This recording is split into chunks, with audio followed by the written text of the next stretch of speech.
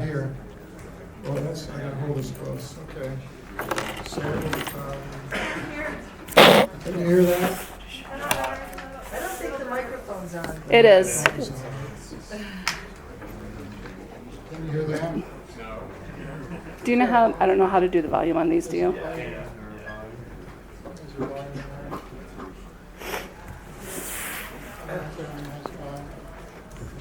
I'm certainly not going to be able to yell like this all morning, but we need to get started. Meanwhile, how's that? A little better. Okay, welcome. This is the hearing of the New Mexico Department of Health Medical Cannabis Advisory Board will now come to order. I would like to welcome you to the public hearing to review our petitions requesting the inclusion of medical conditions or diseases to the list of debilitating conditions currently eligible for licensure under the Medical Cannabis Program. Pursuant to this matter is being heard this 4th day of November at the New Mexico Department of Health College Building in Santa Fe. The time is approximately 10:06 a.m. I'm Dr. Mitchell Simpson. I'm acting as the chair of this committee today, and I will be managing the hearing. Department of Health Assistant General Counsel Chris Woodward. I will be advising the department in this proceeding. This proceeding is being held in accordance with the Lynn and Aaron Compassionate Use Act, sections 26-2B-1 through 26-2B-7, NMSA 1978, and regulations at MAC Title 7, Chapter 34, Part 2. If members of the audience have not already do so, please sign in at the table at the entrance of this auditorium. Also, this is now a secure building, so you need to sign in if you're going to the bathrooms, which are just in the back portion where these two halls meet. We will proceed with the hearing by considering each petition. We have a lot of petitions, and I know we're going to have plenty of public comment. We're going to have to be very concise with our public comments. Please, that would be helpful for everybody today. The applicants have been informed in advance that their petition would be heard today. Petitions have been redacted to protect the confidentiality of the applicant. However, applicants were informed that they may speak directly to the board if they request to do so in advance. In the event that any applicant has made such a request, the board will go into executive session to hear that individual applicant. We do have one applicant, and we will go into executive session for that, but previously we would empty this room, and the board and the applicant will actually move out of this room, so you will be able to stay here while we hear the applicants in our own executive session. Only those confidential issues related to the applicant's health status may be discussed in a closed meeting. If we do go into closed executive session, I will ask that any person who is recording this hearing using any form of recording device, please take that device with them when they leave the room, although that doesn't quite apply because we will be leaving the room today. I remind those giving testimony today that this hearing is being recorded. Before you speak, please state for the record your full name and whom you represent. After each witness has testified, I will permit the members of the board to question the witness. Any witness who wishes to submit evidence with their testimony may do so when they are recognized to testify. At that time, those exhibits will be numbered and entered in the record. The board will begin by accepting statements from petitioner applicants only, which again may take place in closed executive session, followed by those persons who applied to submit technical evidence relating to the petitions requested. The board will accept comments from members of the public later in the meeting after the hearing of the petition. Public comments should concern the petitions that's pending or the condition that is being applied for. When we get to the public comment stage, we will ask you please limit your comments to 2 minutes, and we're going to keep pretty much on top of that so that we have time for everyone to offer their comments. Could the volume go up a little bit on the amplifier, please? We're working on it. We're working on it. Obviously, I have to hold this so close. I'm sorry if I have to sort of spit into it, but I sort of hear a little high frequency back there. So I'd like board members to introduce themselves. There is a board member who is not able to be here but has given us proxy by email, and we have that, and that's Dr. Jeff Nelson. Hi, I'm Dr. Tim Lopez, Medical Oncology, Santa Fe, New Mexico. Dr. Rachel Goodman, OBGYN and Presbyterian in Espanola. I'm Dr. Baylin Schwartz. I'm a board-certified physiatrist with a pain management subspecialty. Good morning, I'm Dr. Laura Brown. I'm a family physician. I work at Santa Fe Recovery Center, focusing on substance use disorders. Dr. Bill Johnson, psychiatrist here in Santa Fe. Thank you, and moving on, we have some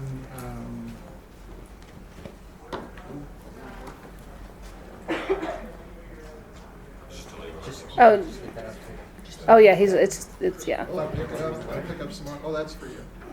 I'll cover it up. All right, program update. I think Kenny Dehill's going to help us out here. Good morning, can you guys hear me? No. Come on, you can yell louder than that. Can you hear me now? All right, well, I'll try as best I can to move around. So I'm Kenny Dehill, I'm the program director, and I just want to give you a couple of quick updates. Patient enrollment, about 33,000 active enrollees. Last year at this time, there were about 18,600. Average processing times for applications, these are completed applications, are about 24, 25 days for the months of September and October. So we're making good progress there. We've hired 3 new information and records clerks to help process applications, and we're in the hiring process for 2 additional employees. We've also created a data management analyst position. This position will help us get better data for the program as well as help process public records requests. We processed about 150 public records requests since July alone. Andrea has been coordinating those with the help of others.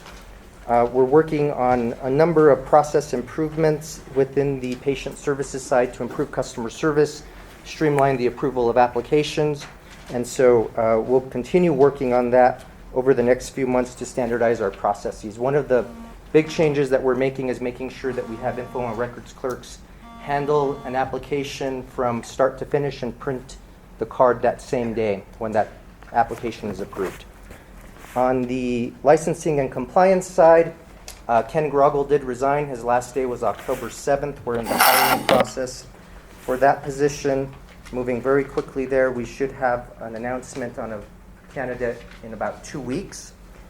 And one of the big changes that's happening in licensing and compliance is that we're doing more site inspections to producers, and a lot of these are unannounced. That's the expectation, is that producers are in compliance with the regulations at all times. So we're going to be working very closely with producers to make sure that they're in compliance. Before, I think we were doing some 24-hour notice. That will no longer be the case unless it's warranted. So they will be unannounced. And that is what I have as far as patient updates, or program updates, sorry. How many new employees? You guys moved into a new location, right? We have a total of, I think, 6 new employees, or 5? 6. 6. And most of those will be on processing applications. That's what the bulk of the work will be. Can I ask as well, how many inquiries you get from law enforcement in a given month? You know, it varies from day to day, from week to week. We can go a couple of days with no calls, and we can go one day with 5 or 6 calls. So it really is all over the place. Did you want to review the total number of patients and diagnoses? I don't have the diagnoses breakdown, but we have 32,840 is the total number. Will you be able to get that breakdown? Yeah, we'll be able to get Yeah, that probably in the as long next as we couple get of that. days. Yeah. Okay, that's There are good. people in the back who keep raising their hand about volume. Here, We can hear. Move up. try to. Yeah, we can hear. Do I need to repeat anything? Is there any key piece of information that you'd like me to go over? No, just raise your voice. All right. Thank you. Kenny, how many total people are working within the medical cannabis program? 18. Total number. We're going to have about 20 when we're fully staffed. When do you expect that to be by? We are still in the hiring process for, is it three employees? We're hoping that by the end of the year, early next year, we're going to be doing some interviews for a couple of those key positions, another round of interviews. So Hopefully as soon as possible. the process is active. Is there an update also in terms of the breakdown by disease or condition as well as by county? Yes, that information will be available. Yeah. Will be available. And what we've done is we've gone ahead and posted the historical data that we have on our website for previous years. So once we get this in the next few days, we'll post that there, and if you'd like a copy, we can send it to you. That would be great, Yep. thanks. I'll email the board members the monthly report, and it will be going up on the website on Tuesday.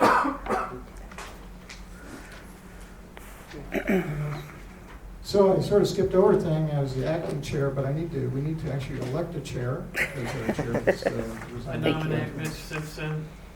I second. Any discussion? Okay, I guess I'm, By claim. yeah, by claim. We don't have Dr. Nelson's, but I'm sure he was happy. Okay. Any other information, Kenny, that you wanted to tell us? There's another question here. Another question? Mr. Chair, members of the board, Mr. Vico, you mentioned the number of days for applications. Did you mention, because it's hard to hear, the number of days for renewals? That's Is for that both. back in 30-day compliance? That 23 to 24 days in September and October is for all applications. And renewals? Yes, new and renewal. Thank you, Mr. Vico, Mr. Chair, members of the board. Any further questions of Mr. Vigil? Okay, we'll continue to proceed. We'll hear the first petition. How many I'm patients sorry. are currently enrolled in the program? 33,840. 33,840. Or 32. 32,840, close to 33,000. Thank you. You're welcome. I think you still next. Okay, you have previous. Do you have previous recommendations, Secretary's Division, decisions on previous recommendations? Review those. Okay, yeah, so right now what we have in place, since we got such a large number of new and renewal applications, is from June 15th to December 31st, we've extended patient registry IDs by 60 days. This is to allow if there's any processing issues on the Department of Health's end, this still allows patients to get their medicine. And so we're in compliance right now, but this offers a window. It also offers us a good opportunity to do some process improvement and then just an evaluation of what our workflow is, which we've been doing, and we'll continue doing that over the next few months to see how we can improve that. It does nothing for people that are applying now and have been trying to apply. Yes, ma'am, but right now we're in compliance, and one of the things that we're going to be doing as our process improvement and our sustainability is look at, do we handle new applications differently than we handle renewal? And so with the increase in staff, we're anticipating that this won't be an issue. How did you add that 60-day extension into a law when there's not a contemplation to add into the law? How do you go around changing the law? The Secretary's decision, it was a difficult decision. Her decision from the board's recommendation to extend for 30 days is outlined in her letter to the board. She reevaluated because she knew patients needed their access to medicine. Right, so it's in the rules and regs now, but it's not actually in the law, so it still basically is illegal? It's just you wrote a letter to the cops saying just... Well, because patients it's are a law. protected. What we're saying, as long as they have their registry ID and they're falling within those 60 days, they're offered protection. But it's not written into the law. It's not written into the law. So yeah, that's where we're at right now with that. Like I said, we're doing a lot of process improvement. This opportunity, we'll have an opportunity to do some gap analysis to see where we can make improvements, and we'll be doing that very aggressively over the next few days, few months actually. And so that is the update. Thank you. Were there any other Secretary decisions? I believe I'm that not was aware the of only any. one. Yeah. That was it. One question? Yeah, I just wanted to find out how many applications are denied per month, like what is the percentage of people? We don't deny applications. What we do is we make every effort to work with patients. So if there's a missing piece of information, if they forget to sign, if they have a driver's license that has expired before they submitted, we make every effort to work with that patient to get a completed application. So everybody that applies, nobody's denied? We have not denied any patient applications now.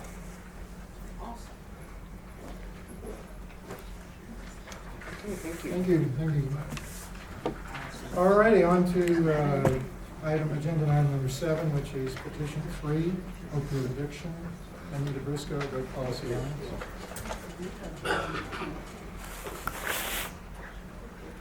So hopefully you come up to the podium. Yeah, make sure, obviously we're having a little trouble with the volume, so you have to stay real close to that microphone. Dr. Briscoe, do you want to use the table or the podium? The podium. Okay. Is this mic? Oh, you have to turn it on. Yeah, that's a really bad mic too.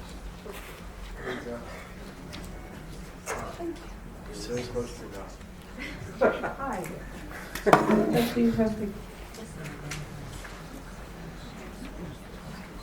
can just hold it if you want. Mr. Chair, members of the board, Mr. Beacon. Mr. Chair, members of the board, Mr. Behill, is that better? Yep. My name's Anita Willard Briscoe, and I'm from Espanola, and I'm living in Albuquerque. I've been an RN for 40 years and a psych nurse practitioner for 12 years, and I've been referring patients to the medical cannabis program for 7 years.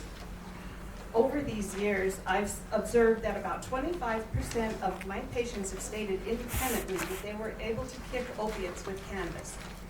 They say it calms them down, it calms down their cravings, relaxes their craving anxiety, and is helping with withdrawal symptoms. It's also helping them to go down or stay off of opiates. If they're in pain, cannabis is helping relieve their pain, often to the point that they don't need opiates anymore. I began researching the medical literature more deeply to determine what it is about cannabis that's helping. What research is discovering is that THC and CBD occupy the mu opioid receptors in the brain, the same places that opioids work. I also started counting and asking my 3 cannabis-referring colleagues if they're observing the same thing, and they too are seeing their patients have been able to kick opiates with cannabis. Together, we have approximately 400 patients who have been successful quitting opiates using cannabis. I'm here today to petition you to add opiate dependence to the list of qualifying conditions for medical cannabis.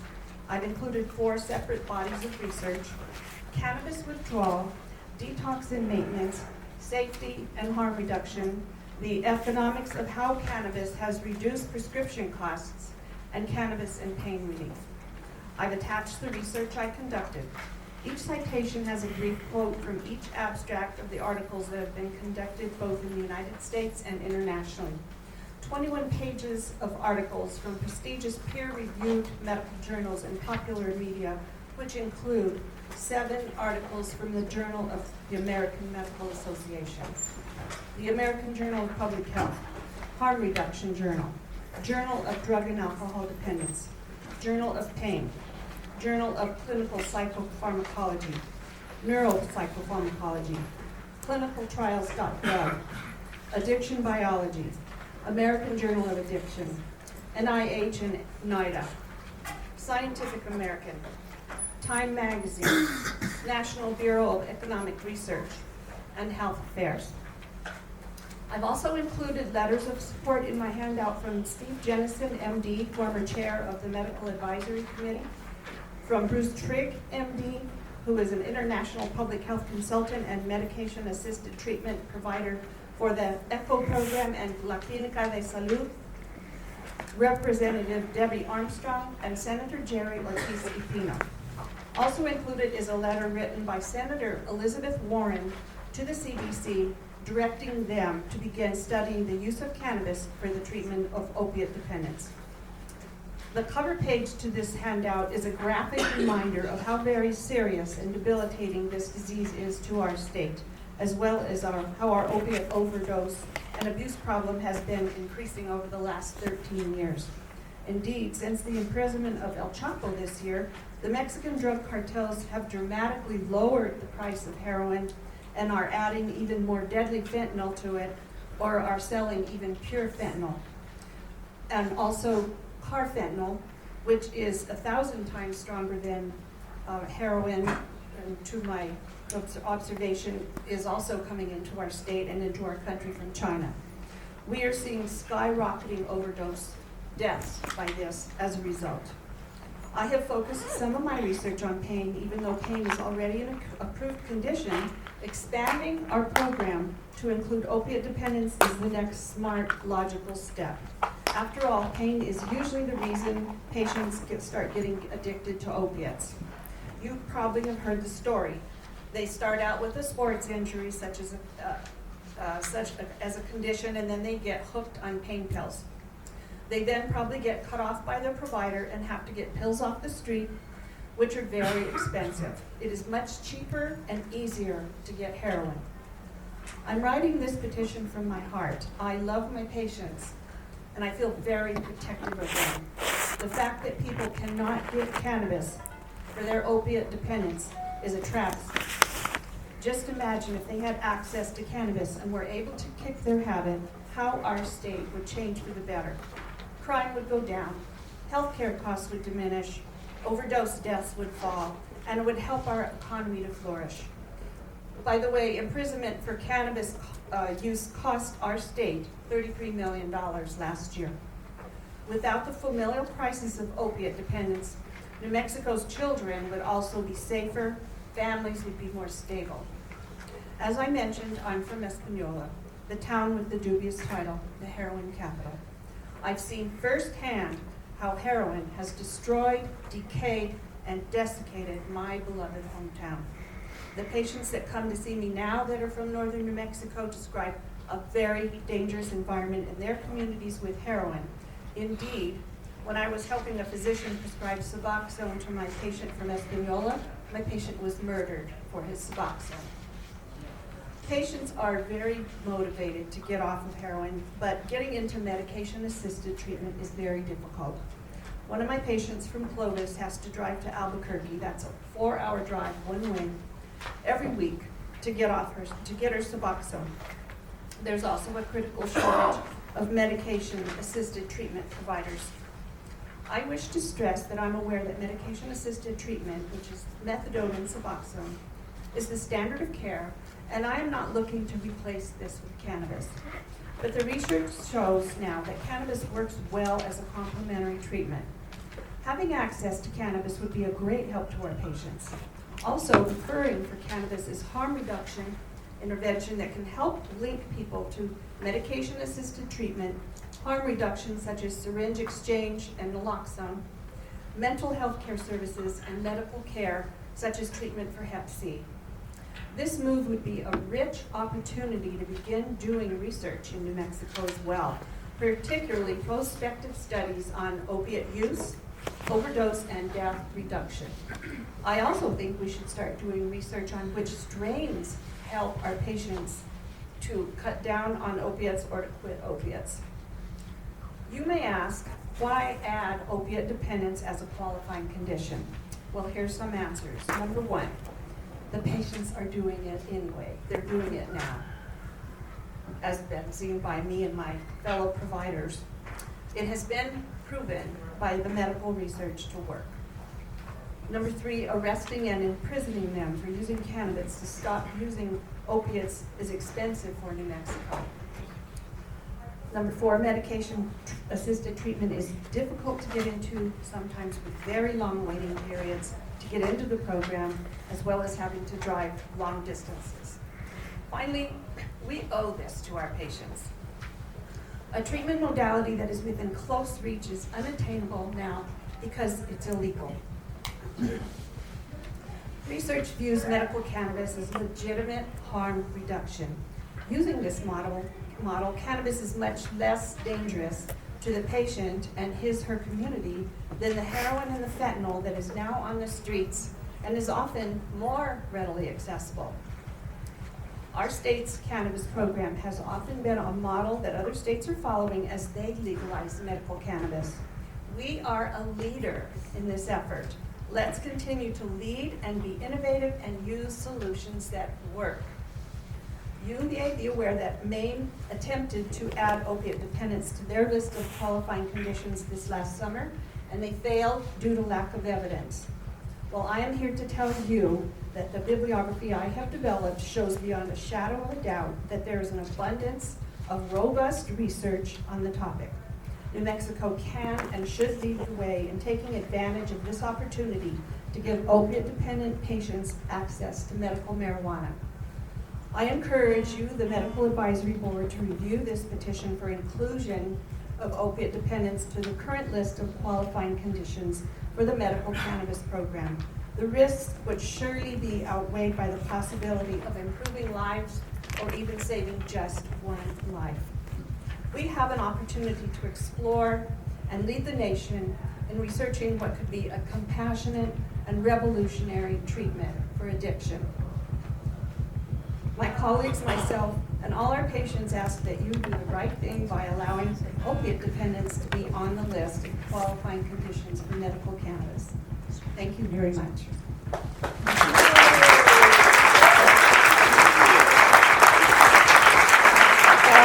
That's what it was. So I have two people up here to give very brief talks about their experience with medical cannabis. The first is Tony, and he's going to talk about his experience with medical cannabis and how it has helped him. Hello. Can everybody hear me all right? My name is Tony Johnson. I'm from Clovis, New Mexico. I would say about 6 years ago, I had an injury to my shoulder, and I tore a lot of tendons in my shoulder and my left chest muscle, and I was placed on hydrocodone, 10 milligrams for the pain management. I was on the hydrocodones for about maybe 3 months while I recovered. Within that time, when my prescription was up, it was time to stop taking the hydrocodones. I realized I was physically dependent on them when I couldn't get a prescription no more. I'd never experienced addiction or, the physical dependency, anything like that. But I found, when I couldn't get my prescription, I was very sick. I have hot and cold sweats, couldn't sleep, I couldn't get comfortable, bad anxiety, horrible diarrhea, nausea, pretty much everything that goes with the opiate withdrawals.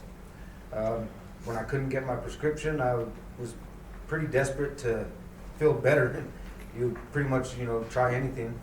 So I went to buying hydrocodones and, oxycodones, whatever I could get in the street, to help stop my withdrawals. After a while, that became very expensive, paying $5 a pill, sometimes $8 a pill in the street, just so I can live a normal life. I owned a business, so I had to be in my shop every day, and I couldn't do it, if I was sick or, I had withdrawal symptoms, so I would look for pills in the street. After a while, it was, putting a big hole in my pocket. Somebody introduced themselves to me, and they were a heroin dealer. And kind of bends my tongue backwards to even say the word. But I started using heroin. I would do it in the privacy of my own home. Not really a lot of people knew about it until I started losing a lot of weight. I went down at my worst. I was at like 130 pounds, 125 pounds. Usually I would always fluctuate between 155, 160. When I realized I couldn't stop on my own, I was so skinny. I almost lost my business because of it. I decided I needed to get help because I couldn't do it on my own. And so I didn't, I really didn't know what to do. I went to a clinic. I got put on methadone, which had, helped to curb a lot of the withdrawal symptoms. but still I was, experiencing the nausea, the diarrhea, the, muscle aches, spasms. I couldn't eat, because even though with that I was still having, withdrawal symptoms. They start you out at a low dose, and sometimes that's not enough when you're first starting. If you had a habit as big as mine, I was probably doing about 2.5 grams a day of heroin, and so I started the methadone. That helped me for a while, and I was still experiencing the anxiety, like I said, so I wanted to get rid of the anxiety. Somebody had offered me, some, how do you say,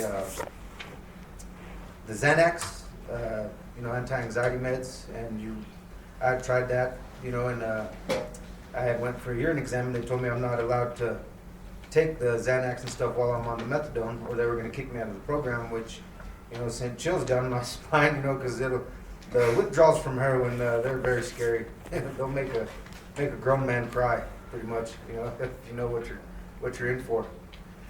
So I didn't want to get kicked out of the program, so I, would smoke weed. I'd smoke marijuana, and that was I felt was a very safe alternative for me, to help with my withdrawals as far as the anxiety, not being able to sleep, the stomach problems, not being able to eat. That it helped me a lot. I still use the marijuana, not heroin. I've been clean from the heroin for about 2 years. It'll be 2 years in January.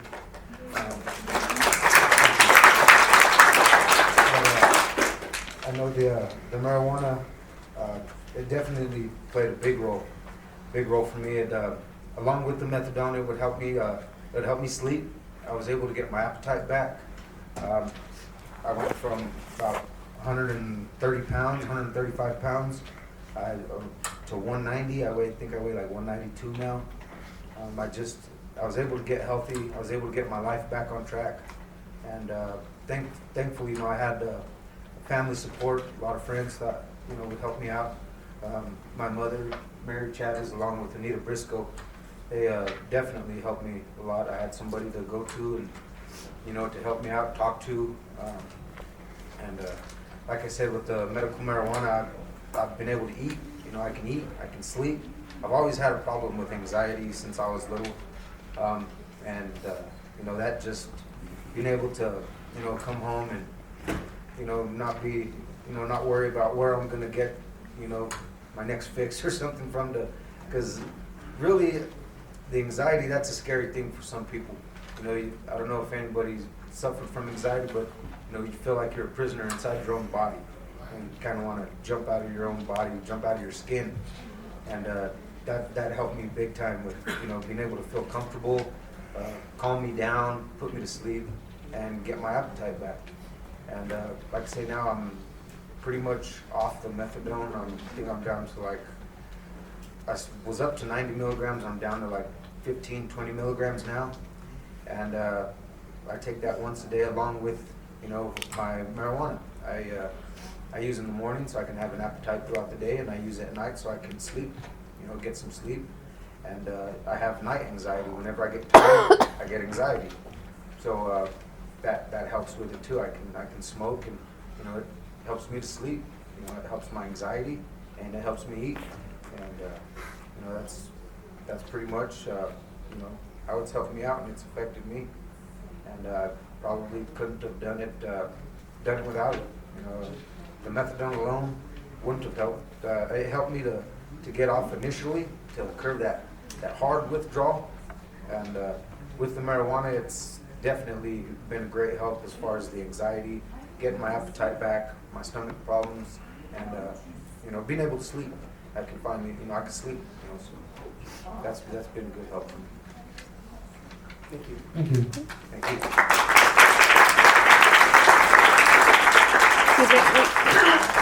For time's sake, we do have time limits on presentations for petitions, so there is only 2 minutes left in this particular presentation. I'll put it in a nutshell. Okay, thank you.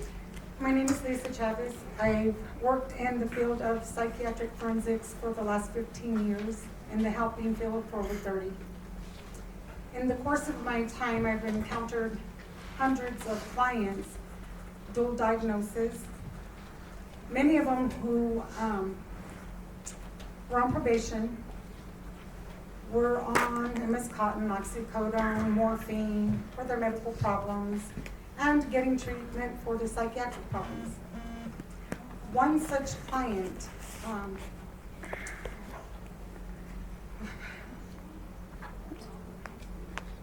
she came to me one day and she asked me, Lisa, can you talk to my probation officer, see if they'll let me get on the medical marijuana? Because I almost died the other night. The Ativan and the MS Cotton. She wound up in the hospital. So I did. The following week I went with her. And I talked with her probation officer and I asked if they would approve it. It was an absolute no. But they approved the prescription narcotics. 3 days later, she was found with her face in the pillow. She had died. An overdose with the Ativan and the MS Cotton. I've been working hard and talking to probation officers in the courts to allow for my clients and others to get approved for the medical marijuana. And for some, it's been really hard. You get closed doors, there's a stigma with the medical marijuana. Yet, if they try to help their symptoms of PTSD or psychosis or whatever the case may be, they come up dirty, they're put in jail. I see the benefits every day, and I ask you to please consider approving this. Thank you. Thank you.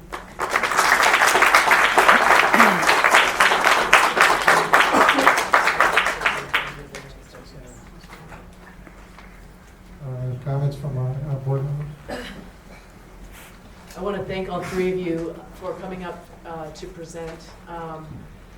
As I said, I'm Dr. Laura Brown. I work at Santa Fe Recovery Center. I work with a lot of folks with opioid use disorders, both in our residential detox unit, as well as working with folks in our outpatient department. Can everybody hear me okay, or should I speak a little louder? Louder? Okay. My anecdotal experience of working with buprenorphine among opioid use disorder patients of mine since 2009 is that those who are using cannabis, whether they have a card or not, are doing better on their medication-assisted treatment for their opioid use disorders than those who are not using cannabis. So I fully support the addition of opioid dependence as a medical qualifying condition it's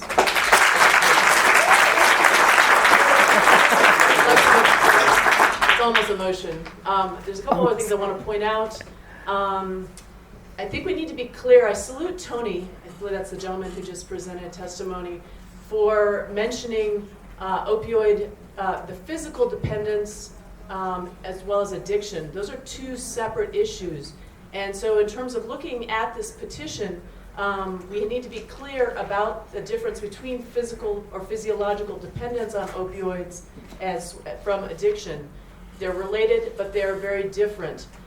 I would like to recommend that the language of this particular recommendation be listed as opioid dependence, because I see medical cannabis having a very strong positive role for addressing those who are taking chronic opioids that are prescribed legitimately. There's a well-documented opioid sparing effect in the medical literature where those who are prescribed opioids for chronic medical conditions such as chronic pain can use or need less of their opioid medications with all the associated side effects of chronic opioid use. That's harm reduction, and that's this opioid sparing effect. We also have then been focusing on the positive effect of cannabis in those who are suffering from opioid addiction, or opioid use disorder is the PC term now. So I see a role for medical cannabis for opioid dependence, which includes those taking prescribed opioids as well as those who are working with their opioid addiction, if you will. So I would like to make sure that this is listed as a recommendation for opioid dependence, not opioid addiction. There's a lot of confusion about those terms. I do a lot of education around this point. Final thing I'd like to say, I'm in receipt, we are all in receipt of a letter that Andrea just brought us from this morning from Jerry Ortiz-Pino, New Mexico State Senator, in support of this petition as well. So I'm making a motion to add this to the medical qualifying conditions State of New Mexico medical cannabis program. I'm sorry, just one thing. The Drug Policy Alliance is here to present technical evidence. They presented some materials. It's up to you on how you want to handle those. I appreciate that, and we can read that, but I really don't think we have time for that. I will second that motion. Other discussion? Are we- For or against? Wait, so it includes dependence and addiction, or how do we? How I view it is opioid dependence in this context includes both physiological dependence as well as addiction. So that those who are receiving opioid prescriptions could also be able to access medical cannabis, as well as those who are receiving treatment for addiction, for their opioid use disorders. How is that diagnosed, opiate dependence versus opiate addiction? I mean, is there a DSM? There is DSM criteria, DSM-4, DSM-5 for opioid dependence. Yeah. Opioid dependence is the DSM-5 diagnosis. But there's also opiate use disorder. Well, there's an opiate use disorder. This is, I need to get clarification, because the opioid use disorder is the DMS-5 diagnosis now, and it's supposed to be all-inclusive, and it's mild, moderate, or severe based on how many of the 11 criteria you meet. Having significant withdrawal tolerance and maybe using up the medication earlier than others, which is one of the first ways people get into using excessive opioids, would be called probably a mild opioid use disorder. We used to probably call that opioid abuse. There was abuse and dependence. So there's a lot, and there's a tremendous amount of disagreement and arguing about the change between DSM-4 and DSM-5 in psychiatry and addiction medicine. So I think we have to use the appropriate nomenclature, which is now the DMS-5, which would be opioid use disorder, mild, moderate, or severe. But the concern I have is one of treating one addiction with another addiction. There's absolutely, unquestionably good data supporting the analgesic or pain reduction of cannabinoid use with opioids. That's unquestionable. The problem is that the data with addiction and cannabinoid use, addiction or dependence, or now an opioid use disorder that would be severe with opiates, and the use of cannabinoids is actually not that good.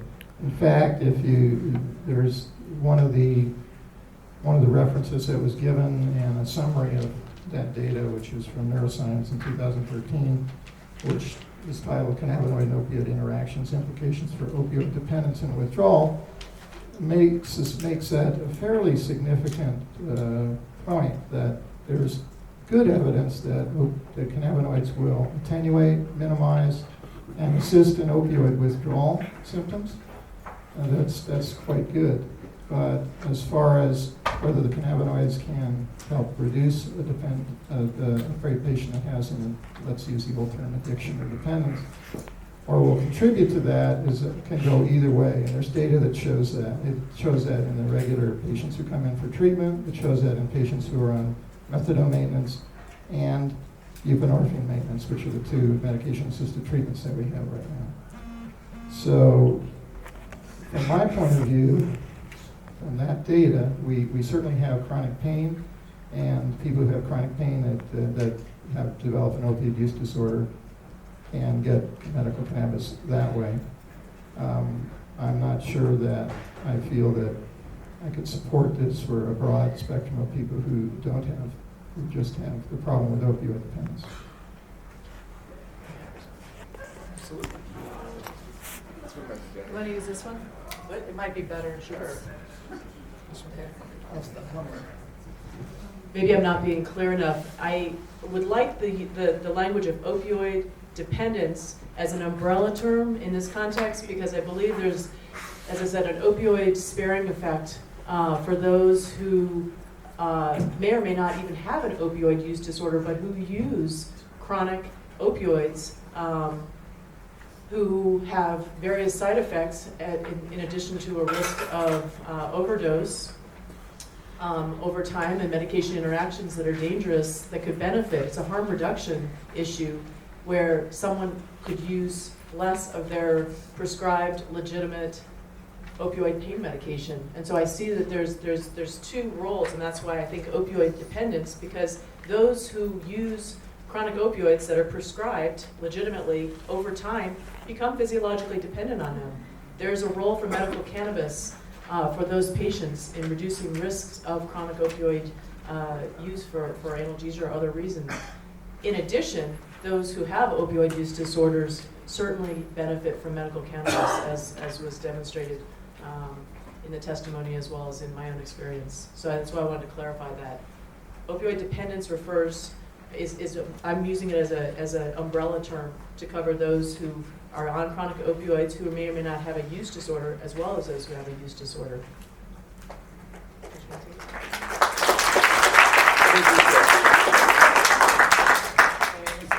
Well, hello.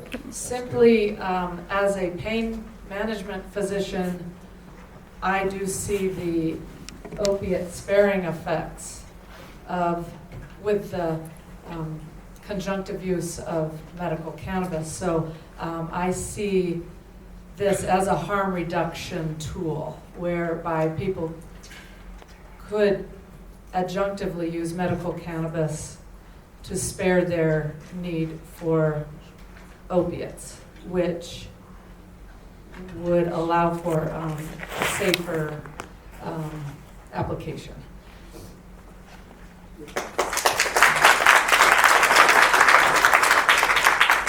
To say that after spending the last two and a half years in Espanola and being in the quote heart of this issue in the state, witnessed a lot of it. A lot in my pregnant patients. I don't support the use, of course, of either in pregnancy. However, I've had a patient who's overdosed 2 days after giving birth in the hospital on the unit, and someone snuck her in some heroin and used the IV that we had in place for her. And it's a major issue. So if it's something that can help, that can save a life and help kick the addiction and help reduce this problem that we have in our state, then I would support it.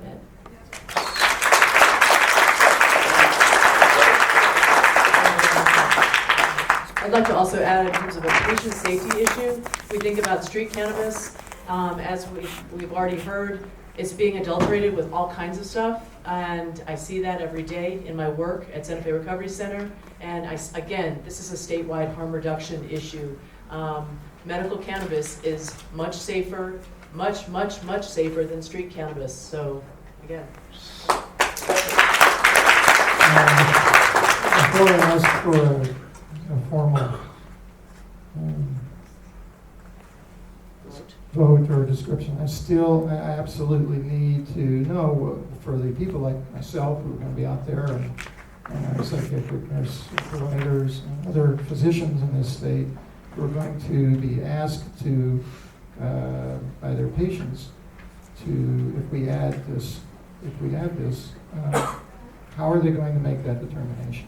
In other words, what definition are they going to use? What criteria are they going to use? And I think that needs to be quite explicit, because we have moved from DMS-4 to DMS-5 where it's fairly explicit. So are we going to say, 2 out of 11, 3 out of 11, 5 out of 11?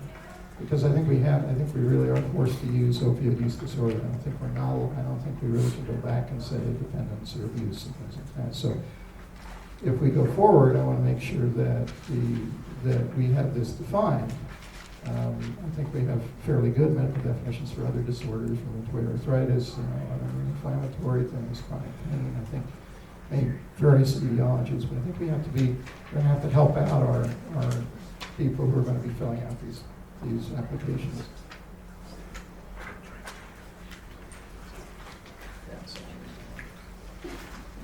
How are you proposing that? Well, that's what I need some clarification here. Well, one idea that comes to mind, those who are diagnosed with DSM-4 or 5 criteria for opioid use disorders are pretty straightforward, but we could consider with the use of the prescription monitoring program reports, anyone who's received opioid prescriptions for at least 6 months, 1 year, would classify for somebody who is physiologically dependent on their opioids. But I would lean on Belen for this,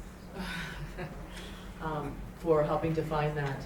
I mean, when we needed to figure out when do we think that physiological dependence on opioids begins in order to define when somebody is dependent, even if they are not misusing their opioid prescriptions.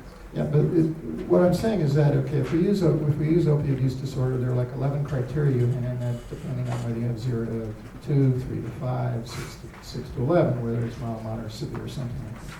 So if you just use your pills and you have withdrawal when you stop, which is physiologic withdrawal, it's not dependent, it's withdrawal.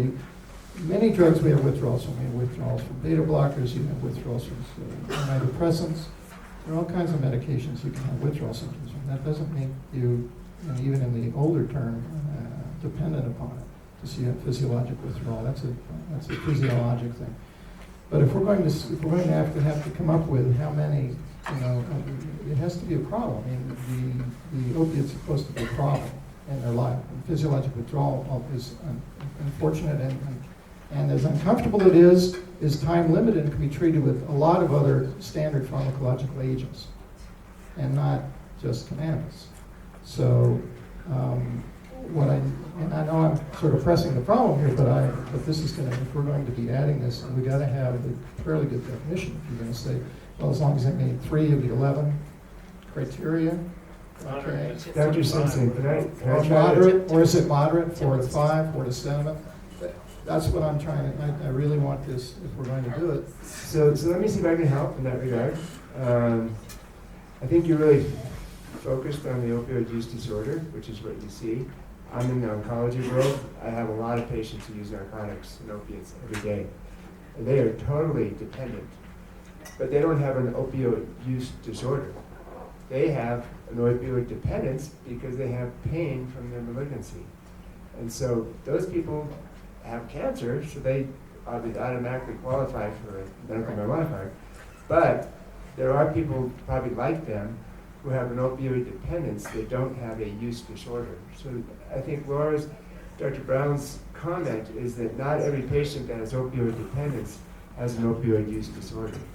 And yet, medical marijuana may benefit those patients. So I think if we get too specific on opioid use disorder, we're doing a disservice to those people out there who need or may benefit from medical marijuana to help their opioid dependence. But then we have to define what opioid dependence is. Well, let's help Dr. Laura Brown define that. It's the presence of withdrawal symptoms. And I think if we get it too narrow, then it's too complicated.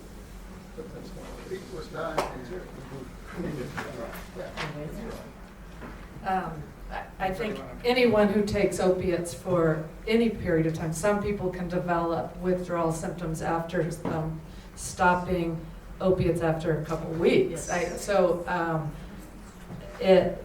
I think different bodies react differently too, but any chronic use, chronic being even more than a week or two, could lead to dependence in some people.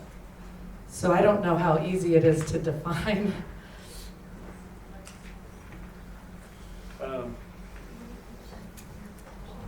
I have the DSM-5 opiate use disorder criterion. 11 is withdrawal, and it just says the characteristic is as manifested by the characteristic opioid withdrawal syndrome, or opioids taken to relieve or avoid withdrawal symptoms. It's not too specific there, so it's hard. Right, and so that patient would have, that was the only manifestation they had of using their opiates for whatever their medical problem was. Then they would have an opiate use disorder, active, mild. Right? Exactly, they're still taking it, it's called mild. So that is one definition. If they only had one or two of the 11, they would still have. But that's, I think and that gives you, I mean, if you're going to propose it, that would give you the leeway or putting these people in who have just physiologic symptoms of withdrawal, which could be severe, and there's no question they can be severe, and I've certainly dealt with that. But I'm just trying to make it a little more, shall we say, That works. specific. Yeah. So if you wanted to. Are we suggesting that restate anyone who qualifies under DSM-5 criteria for opioid use disorder, mild, moderate, or severe, would qualify? Yeah. It's your motion. Although, the other ones reflect, 1 through 10 reflect, tolerance, continued use, physically hazardous use, impaired functioning in social, occupational, or recreational activities, interpersonal problems, failure to go to work, cravings, preoccupation with use, trying to cut down or taken in larger amounts. Those are all sort of, the withdrawal, there's only one sort of physical symptom and the rest are, yeah. So at least. Bill, and what, from your experience, would most of your patients fit A mild opiate use disorder, they could fit that, just by their tolerance that they've developed through the use of. You made the motion. Yeah. I seconded You it. wanna Can you read back the motion in? So is the motion to, just to correct, for opiate use disorder or dependence? I'm a little confused. Disorder? It is disorder, okay. And are we going to add in that as long as they meet the DSM-5 criteria?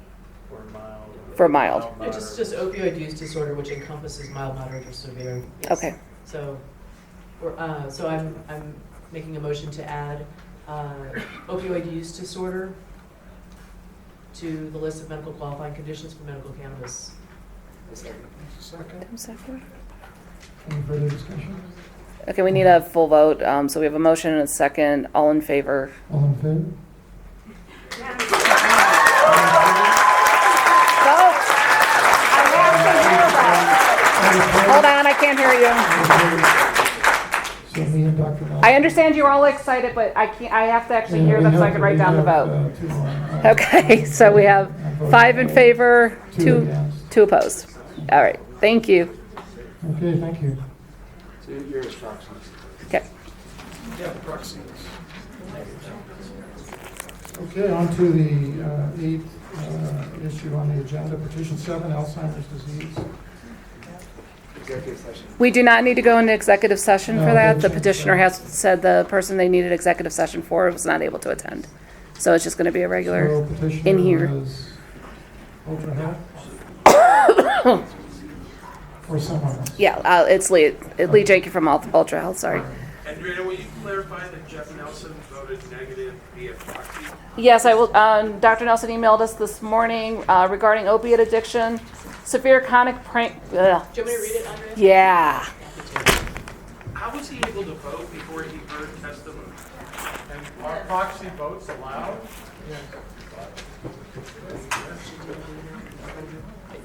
Send me an email printed out.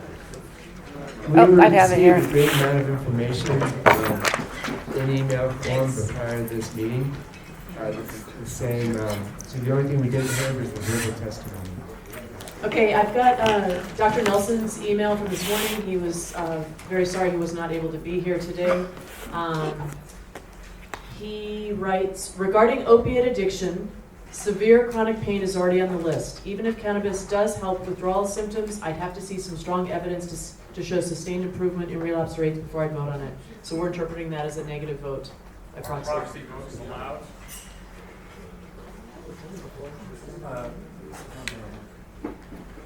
Mr. Woodward? So, on the subject of proxy votes, ordinarily, I would, There you go. on the subject of, I'm going to use my outside voice here. On the subject of proxy votes, ordinarily, I recommend against proxy voting unless you have something specific in bylaws that authorizes it. So I would suggest that if the Medical Cannabis Advisory Board is interested in having people vote by proxy, that you establish some bylaws that describe it. Absent that, I mean, it's not real clear in the law because you're an advisory board. I think it's a little bit more open, and perhaps you could allow proxy voting. But of course, it does raise these concerns that evidently people have today about someone not attending the meeting and perhaps not hearing something that might be relevant to something. So generally, I recommend against proxy voting, and especially if you don't have it in bylaws. So if you're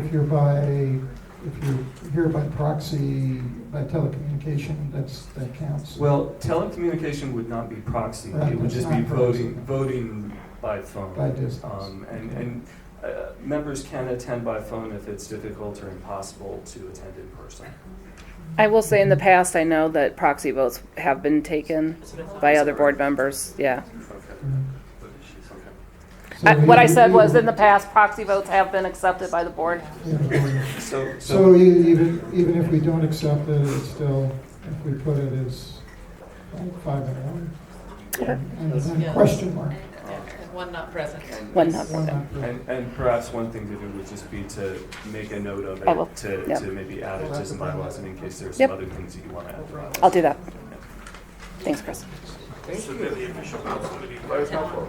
Official vote would be 5-4, 1 opposed, 1 not present. However, they were opposed to it. It's 5-1. It's 5-1. But I do have, the board has asked me to put in the minutes what the comment was of the person that was not in attendance. Correct? Correct. Thank you. So there's 6 people up there. And One missing. And there's one missing. Is the negative the one that's missing, or? No. Dr. Simpson is negative. Dr. Simpson's negative, okay. I wanted to suggest, if there's time or if there's an ability that testimony about this petition that was not able to be heard due to time constraints, I don't know if there's an opportunity to be heard as public testimony. Is that an option? Yeah, it is an option. In addition, we can accept written support or comments. It could be emailed to us. I do request those as soon as possible, so by the end of Wednesday, so we can get those to the board. Right, because those things would be added, potentially added to the report of the MAB as it correct. goes forward to the medical cannabis program of the Secretary of Health. But isn't there already a law that, or a rule that it has to come 30 days ahead? So the fact that some stuff was submitted to us today, Yeah. it goes against the rules? I mean, Well, written materials for sure, but as far as spoken, like verbal testimony, that sort of thing, obviously that's done here at the meetings. Can we accept comments related to this at a later time for anybody that's not able to provide us? Written comments. As long as we provide it as part of the record. I mean, that's what we would do with rulemaking. Okay. typically. It's true that there are timelines for submittal of written True. materials for these proceedings, so I would say just based on that, probably not. Okay, all right, I stand corrected then. But if you have written testimony today, I guess could we take it? Okay. Aren't they required to get it so many days in advance of But only if it's technical evidence. Oh, is that right? Yeah. Technical evidence is due 2 weeks prior to the meeting. Well, I think you can accept written stuff and just add it to the record. So we're supposed to accept technical information up to 2 weeks before. We did receive something that was handed to us before. It looked like the copy of the previous, for the petition for opioid, it looked like the same packet. Right, that was a copy of what it was submitted. Yes, it before. was. So Yeah. We had received that in a timely manner before the advisory meeting. Okay, let's, Steve. Yeah, I'm Steve Jennison, and I used to be the chair of the Medical Advisory Board. And just as a point of information, I would like to say that to the best of my knowledge, a proxy vote has never been accepted in a medical advisory board public hearing. They have been. Okay, thanks. We'll check. We'll check. I think it was only on one occasion where somebody was not able to attend, and their vote was taken into the record. But I can see if I can find that. Okay. I think in this situation, there was a large discussion that was not heard. You know, I think that should be taken into consideration as well. Will you guys tell me how you would like me I to would add say this as that part of for the now we don't minutes? have a proxy vote. Okay, so just 5-1? Mhm. Okay. Okay, petition 7, please. We have petition 7, Alzheimer's disease. Good morning, Chairperson and members of the board. My name is Lee Jenke, and I'm with Ultra Health, and I submitted a petition for Alzheimer's. Can everybody hear me? A No? little closer. I can even pull it up to you. if you want. Oh, can we? Yeah, just pull it out.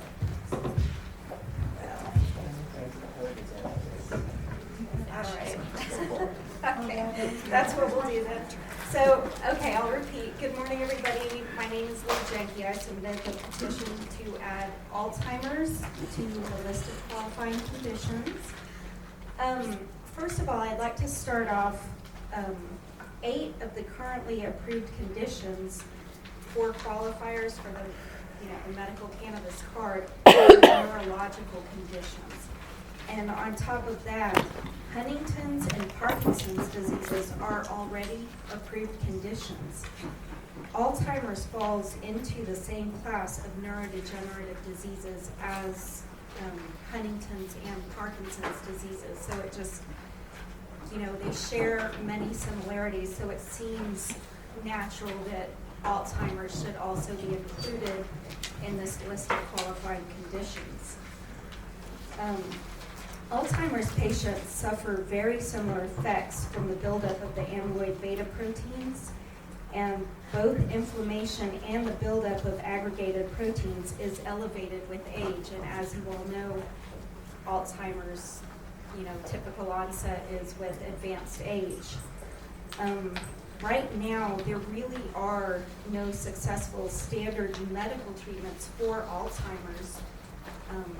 There have been some recent studies, showing cannabis, and it actually helps reduce inflammation and helps remove the buildup of those amyloid beta proteins.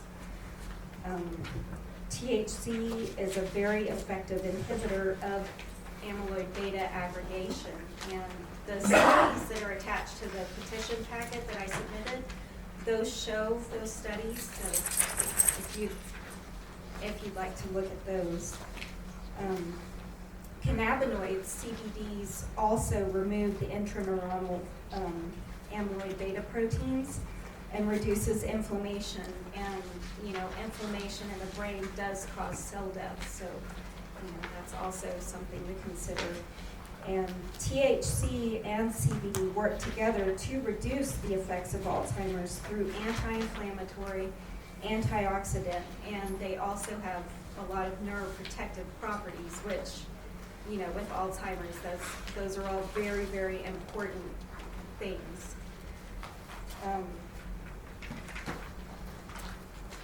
I don't have much to say beyond, there's a lot of scientific evidence in the petition, which I imagine y'all probably already read, so I'm not going to go through all of that again, but I just wanted to bring out those big points and just say that, I think what you've been provided, and just the fact that Huntington's and Parkinson's are already on the list of qualifiers, I think it would be really good to be able to add Alzheimer's as well. The patients and the families of these patients don't have any hope because there is nothing that helps. It just, once you once you get this disease, it's, you know, that's it. You know, there's nothing, you can't reverse it, you can't do anything about it. But in these studies, they do show reduction of inflammation and the removal of the amyloid beta proteins. And so, you know, it would be great if Alzheimer's was added to at least give the families and the patients some kind of hope. That's really all I have to say right now. I do have testimony. The person who was going to go into executive session with you guys, she's unable to be here today, but Ms. Sundberg said that she would email you her testimony so you can, you know, you can get an idea of the experience that they go through. Thank you.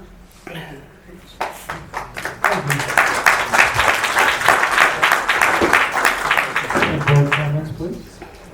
Thank you. I want to point out a couple of things here. I think it was 2 years ago or so, there was a petition to add Alzheimer's disease to the list of medical qualifying conditions, and this board, the Medical Advisory Board, made a recommendation to add it. However, there was broader language, and I wanted to remind us all of that, for those of us who are newer to the board. We had a pretty robust discussion about the Alzheimer's petition that was brought previously to us. And at the time, we had recommended that the petition language be that neurodegenerative diseases, including Alzheimer's, was going to be our recommendation. So, and that was to reflect the fact that there are multiple kinds of dementia besides Alzheimer's, for those of you who were there for part of the discussion. So I wanted to raise that issue. At the time, the Medical Advisory Board had made a recommendation to add this neurodegenerative diseases, including Alzheimer's disease, to the medical qualifying conditions. We made a recommendation which was declined by the Secretary. I also want to read what Dr. Jeff Nelson, who is a neurologist on our board, his comments about this Alzheimer's disease. I imagine this is more for the caregiver than the patient. As someone who sees these patients every day, I have no idea how cannabis would help. There are reports that cannabis may help clear amyloid. I bet there are also reports that an extra glass of water a day may help clear amyloid. I'd vote no. Just trying to read what he's written. Neurogenesis.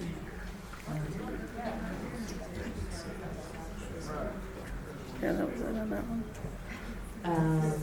I would also like to highlight, from my understanding as a family physician of Alzheimer's and thinking about the spirit of the Lennon-Aaron Compassionate Use Act, that where there are no treatments and standard treatments have failed, that medical cannabis should be considered. So I'm in favor of adding Alzheimer's as a petition, as we recommended. Thank you. Other comment from the board? I recall the previous discussion about neurodegenerative diseases, but appreciate Dr. Brown's reminding us of that discussion. Given the limited options, I think medical cannabis is a reasonable alternative. Other discussion?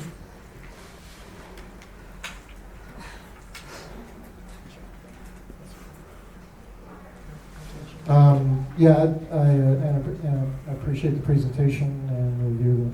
We did review articles. I think there's some of the, obviously the human studies, you can't really do human studies well. The anti-inflammatory effects have done in nerve cell lines, which do show that. There was also something I don't think we had last time, which was showed that the tetrahydrocannabinol, one of the active ingredients in cannabis, is actually an acetylcholinesterase inhibitor, which I found to be interesting information. Some of the medications, there's very few medicines that we use for pharmacological medications we use for treating Alzheimer's disease. The bulk of these they do that. They're acetylcholinesterase inhibitors, which are felt to increase the acetylcholine in the brain, which is one of the neurotransmitters that's very important in memory and in the memory circuits, in the hippocampus area and things. So this may be an alternative or supplemental way that this might be helpful. Obviously, that's bench research. I mean, it's not done. It's not done on humans, but it may have a pharmacological effect in a different manner.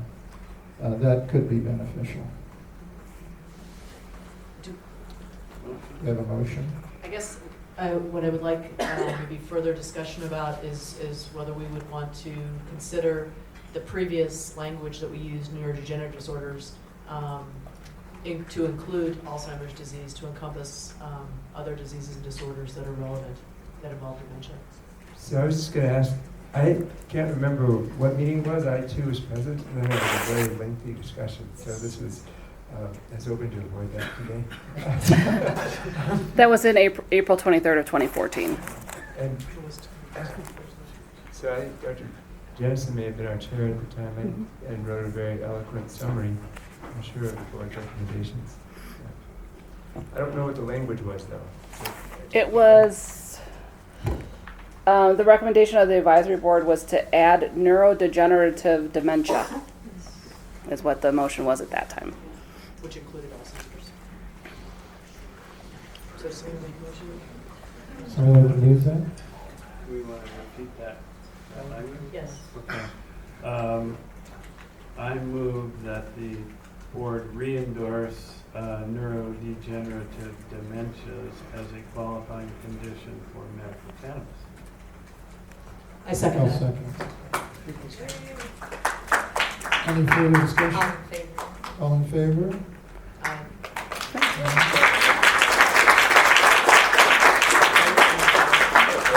And you'll do the same thing for sort of the one Yes. dissenting, but it's not proxy. Right. I understand. Okay, thanks. And one abstention. So I think for petition 6, autism, we were going to move into executive session. So I'm going to read what we need to do. I move that the Yeah. advisory board go into executive session pursuant to. Chris, do we go into executive session for the whole thing or only for the PHI's part? Usually you're only going to go into executive session for discussion of protected health information, Okay. and the other discussion as far as like feeling about the petition should be in open session. Okay, so That was Ms. Jenke as well. Did you have, as part of the petition, is it solely PHI or is there other information that you want to present? Solely PHI. Okay, I mean, so I'm we- just going to introduce the petition and then. Yep. okay, so then we will need to, where do you want us to go? After the board listens to the applicant, we will I go don't back know. in public Kenny didn't session. tell me where we You were guys going. can remain here. Kenny didn't tell this me where we time. were going. And Kenny just stepped out and he knows where we're going. Okay. He didn't tell me. Yeah. I guess we could pick a random room, I guess. Let me tell him to get his phone in here. So do you want to just introduce the petition before we go? Sure. So, again, Lee Jenke, Ultra Health, and I'm submitting the petition for autism. Oh, sorry, this is the microphone thing again. Okay. So I just wanted to go through a couple of points that are in the petition. The Autism Research Institute has done a lot of research, a lot of studies regarding the use of cannabis in treating autism, or at least, helping manage the condition. A couple of things that I think are really important that they've come up with. Cannabis helps as a treatment to lessen and sometimes eliminate normal frustrations, due to the problem with coping mechanisms, and obviously this is what I would consider a neurological disease, autism as well.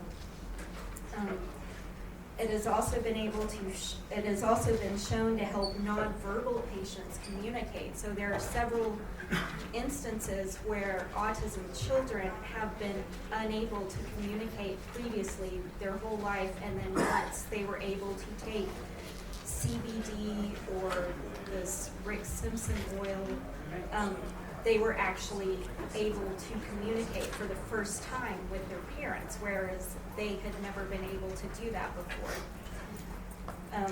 The Autism Research Institute has found cannabis treatments have significantly helped improve autism symptoms such as anxiety, aggression, property destruction, and self-harming behaviors. And as you know, some of the qualifying conditions have to do with anxiety, stress, really just calming stress issues. Endocannabinoids present in cannabis is a keystone in optimizing oxytocin through CB2 receptors in the brain. In turn, this helps optimize social behavior and coping mechanisms within the people who suffer from autism. And, as I said before, there are some studies that are attached to the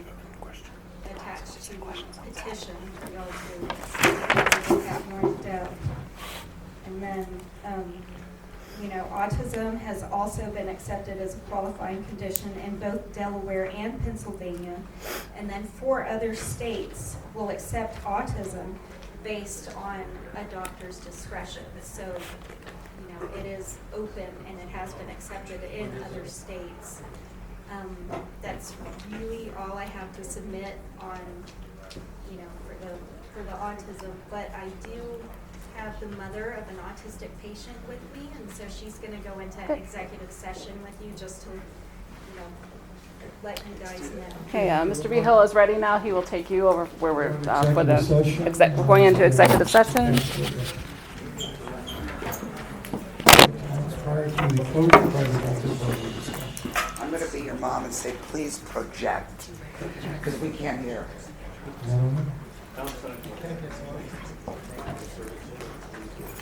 All right, so we're coming out of executive session, and discussion was autism to be added to the list of approved medical conditions, and comments from the board. Thank you, Dr. Simpson. I'm a child psychiatrist, so I see lots of kids with autism. It's a rare condition, so you don't see lots of kids, but you certainly see those kids. And there are FDA-approved medications for autism, but as we heard from our petitioner, there can be a variety of side effects to those medications, which may be more burdensome than the side effects from medical cannabis. But the evidence regarding cannabis as an effective treatment for the core symptoms of autism is basically nil, I would say. So it's difficult to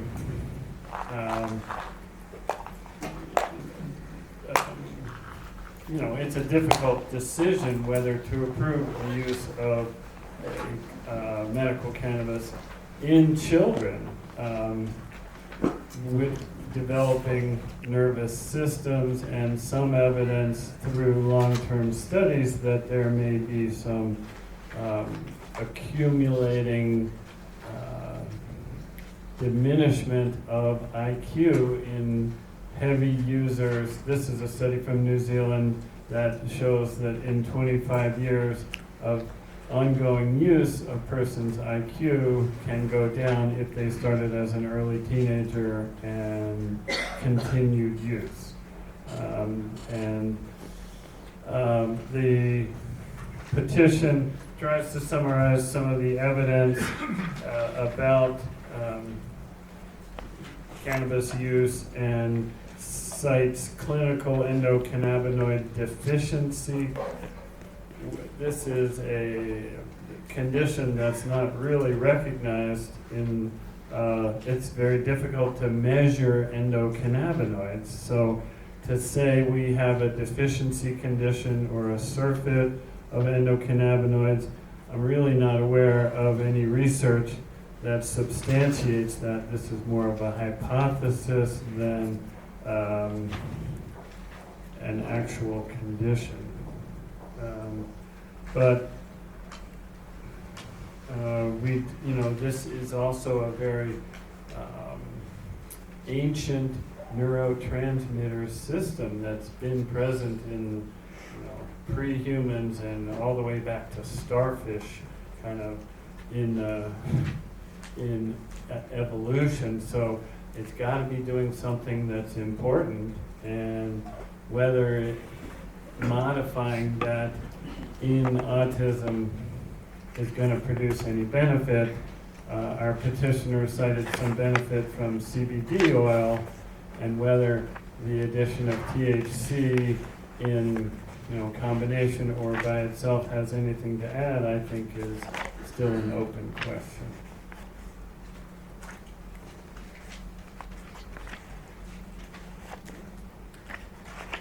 I would not say that autism is my specialty. I've done a little research in preparation for today. Is this working? No. It's off. Hello. You were projecting. From what I could see, the thought is autism is thought to be in part a result of an impaired endocannabinoid system. It's not clear that that is, but that's one thought that might justify the use of medical cannabis. In particular, there's one endocannabinoid called 2-AG, which allows for electrical signal transport at the synapses. And that's what they're focusing on in research, to try to help increase that, which is thought to be impaired in autism. Researchers are looking into an oral or an injectable medicine that will increase that 2-AG. That's from what I can see in my research. Yes?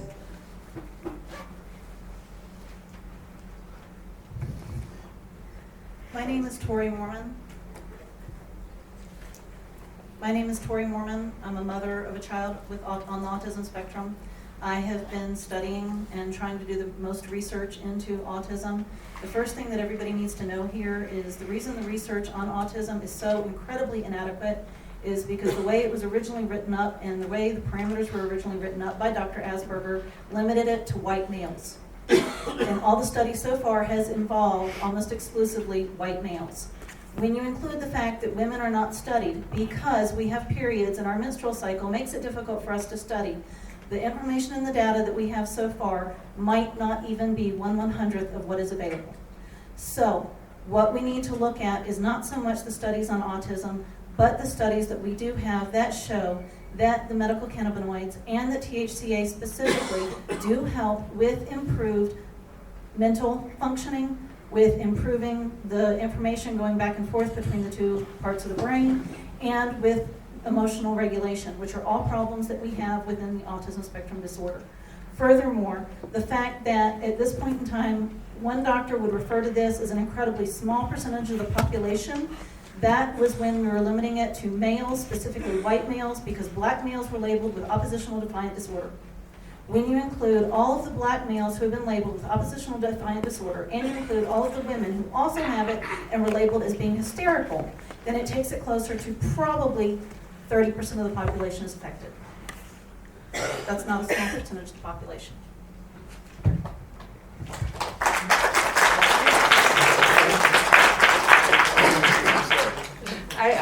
I thank you for your comments.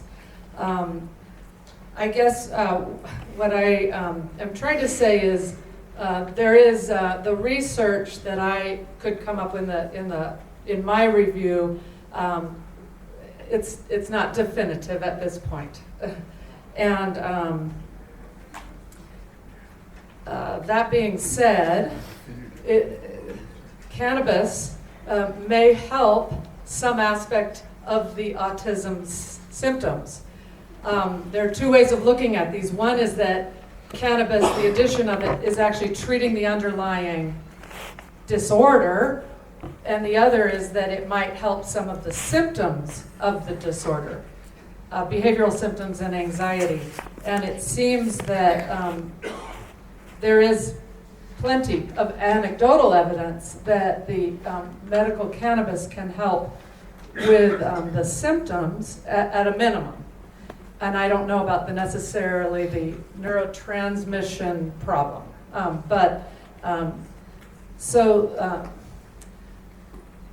I guess what I would wish is that the proposal would be more that, I don't know what the language was in the California that was cited, that doctors have the ability to approve or medical cannabis based on individual cases. From purely the autism spectrum, based on the research, it's hard to say yes, that that's what we should add it to our, based on what I see of the research. But if there were some freedom to add that doctors have the ability to individually look at conditions for individuals and suggest that, if that makes sense, that would help me. That wasn't very clear, was that? Other comments from board members? Other comments? Just want to say that my heart really went out to the mother of this child, and I know that she's done everything she can to help him. And I'm in support of assisting her to help her child in any way. Part of our role is to do no harm. I'm definitely not an expert on autism or the treatment thereof, so I am supportive of whatever could be done to help women and women like her take care of their children.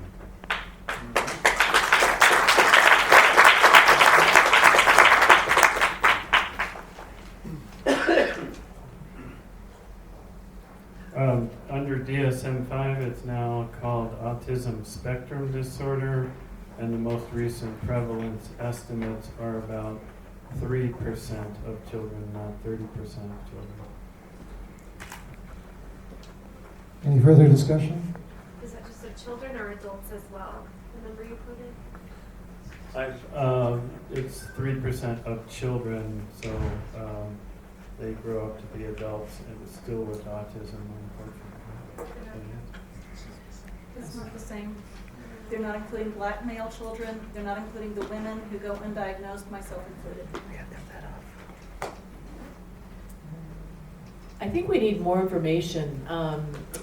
Certainly there's evidence of efficacy of medical cannabis used in children, as we know from Colorado, especially in the case of seizure disorders. And I don't know, I think it would be helpful for us to know how best or better medical cannabis could be helpful in the case of those with autistic spectrum disorder. At this point, I don't feel like I have enough information. I think it's really promising. We do know that that autism spectrum disorder has been recognized as a qualifying condition in Delaware and hopefully soon in Pennsylvania. I think it could be helpful for us to try to access, if we could, any kind of information to see how that has gone in other states.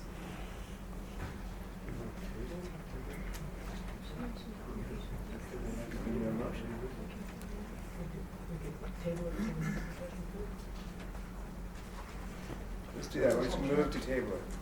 So I have a move to table this until the next meeting, so we may be able to collect some other information that from the other, at least one state, perhaps a second state that may have supported that, and or added that to their medical cannabis list.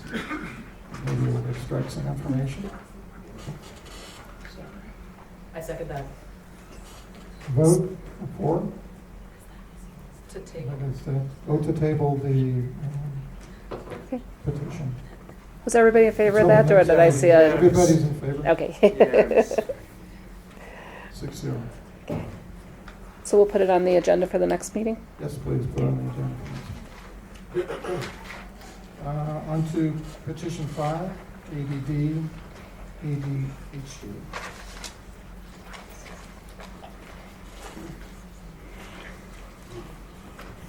I did not hear from the petitioner on this one, so I'm not sure if they attended today's meeting.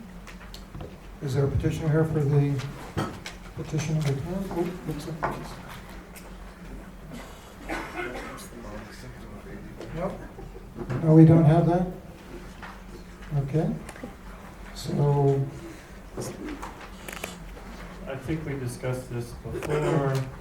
Andrew, do you know what meeting that was? But I believe it was about a year ago. yeah, it was 2 years. right, and Yeah. there was a dearth of information at that time, and I haven't seen any new or convincing evidence that it would be helpful. I have certainly heard anecdotes that people report benefit, but at a recent child psychiatry conference that I attended, the speaker about ADHD was negative about the effects of THC in particular on ADHD, so I don't think we have enough evidence to support in recommending it. And it was almost exactly a year ago. It was the October 30th, 2015 meeting. So that doesn't require a motion, or does it just? They're not here, so we just. Do we need to? So you all can have a discussion if you want to have a further discussion, or take a vote on the petition, or table it, or. Yeah, I'll make a motion. If they're not here, you could. No, you could still consider the petition without the person present. To be consistent with our previous discussion, at this point in time, I see no need to add cannabis as indication for treatment of ADHD. So we have a second. Okay. Any further discussion? All in favor? Okay. That's, open Okay, good, thank you. Okay. Number 11 on the agenda, discussion of the annual receipt of telemedicine and client increase petitions. Yeah, we're going to do telemedicine first. Okay. We have, yes, that I do.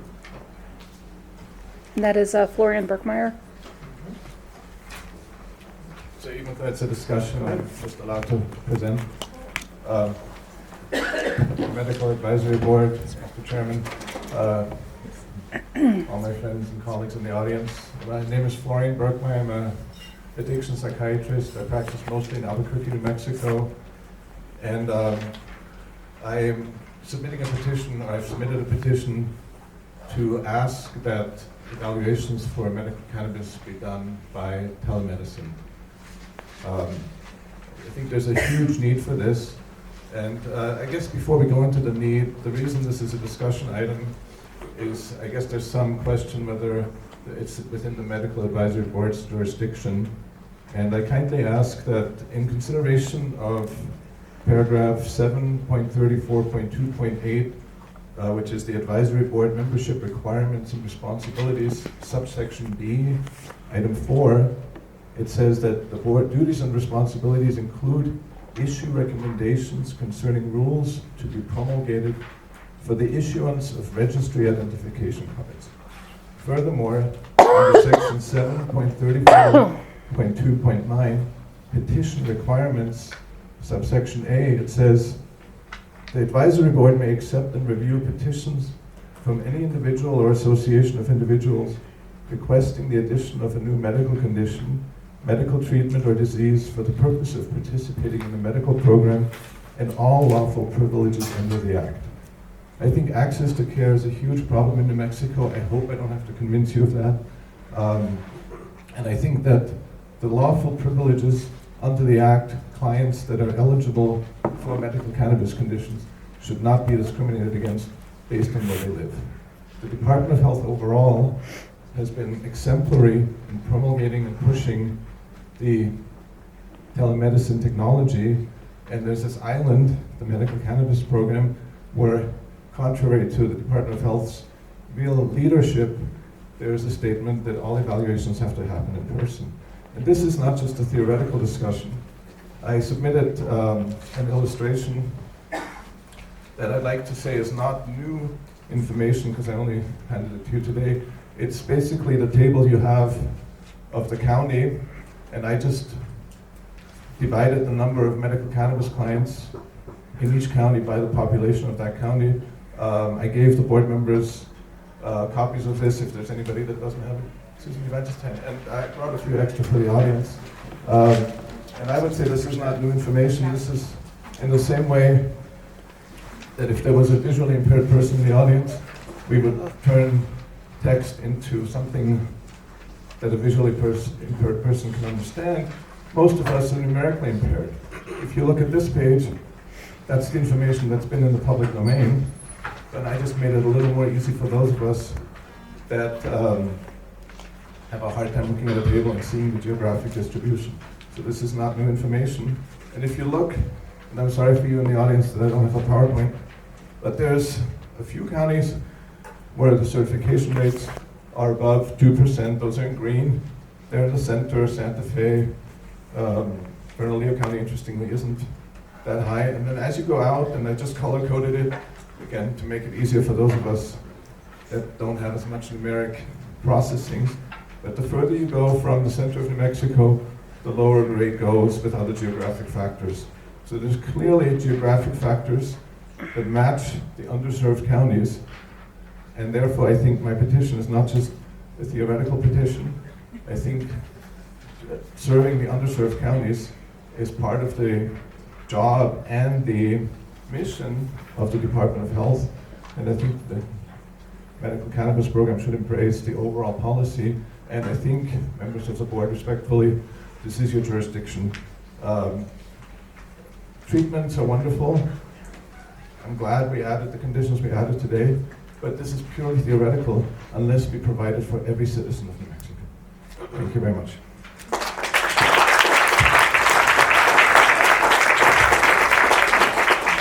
Thank you very much. Discussion amongst the board. Thank you, Dr. Berkmeyer. I support this proposition for the Medical Advisory Board to go ahead and make a recommendation that we would support the use of telemedicine to provide medical cannabis evaluations. I see no reason why these medical cannabis evaluations need to be done in person, personally. We have excellent, besides Department of Health's exemplary embracing of telemedicine, we also have Project Echo, UNM's Project Echo, which has been using telemedicine very successfully for a number of chronic medical conditions for years in the state. It wins international awards. So we know this works. So I think this is, you guys all know by now, I'm all about access to care. And so I really would like those in all parts of our state to be able to access medical cannabis. So I thoroughly support the idea of allowing medical cannabis evaluations to be done by telemedicine. Thanks. For my information, having never practiced telemedicine in my own personal experience, I understand the Project Echo, I think, is physician to physician, or is it physician to patient directly? Because I know Project Echo has been a huge success. It's generally a physician to the provider. The providers are physicians, and as well as nurse practitioners, physician's assistants. So, but sometimes there are other things too, because they do chronic pain. So sometimes it's to physical therapist, it's to right. So it's a physician to a provider rather than a physician to a patient. And so, I'm not sure in this petition if we're asked to approve a physician-to-patient interaction, or if it's a physician-to-physician, because most of the telemedicine that I've experienced has to do with provider to provider, a provider wanting expert access to discuss it. Telepsychiatry is popular in the state, and that's physician to patient, and sometimes there's a care of another responsible person in the room with the patient. Dr. Berkmeyer or Andrea or whoever, how is this to be conducted from a physician's office to the central site, or how do we envision this happening, kind of following up on what Tim was saying? Where would the patients congregate to be seen by the certifier? Thank you for giving me the opportunity to explain that. I think the answer to your question is all of the above. I think that I've talked to a lot of physicians in underserved areas who tell me, I'd like to fill out this paperwork, but I've got 50 other things I got to do in our 10-minute encounter. I don't even know how to fill out the paperwork. So I think there should be room for physician to physician. The other thing is with these clients that are driving up from especially the southern parts of the state and see me, and then there's no easy way for follow-up. I would not only, in addition to answering questions of other physicians, be able to certify clients, and the logistics of that I'll get to in a minute, but also provide better follow-up care. I don't want to alarm anyone, but I've seen some drug interactions, especially between CBD, which is a 3A4 inhibitor, and most physicians don't know that, and you have to be aware of that. So I think what's happening in the country and in the state is it's becoming a de facto subspecialty, and we can't expect the primary care physicians to know everything there is about medical cannabis. I don't know everything there is to know about medical cannabis.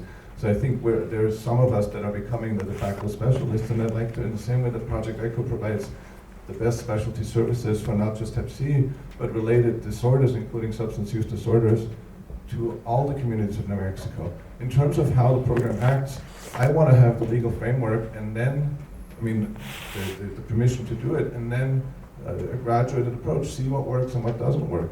I think there could be, I've done telepsychiatry for many years.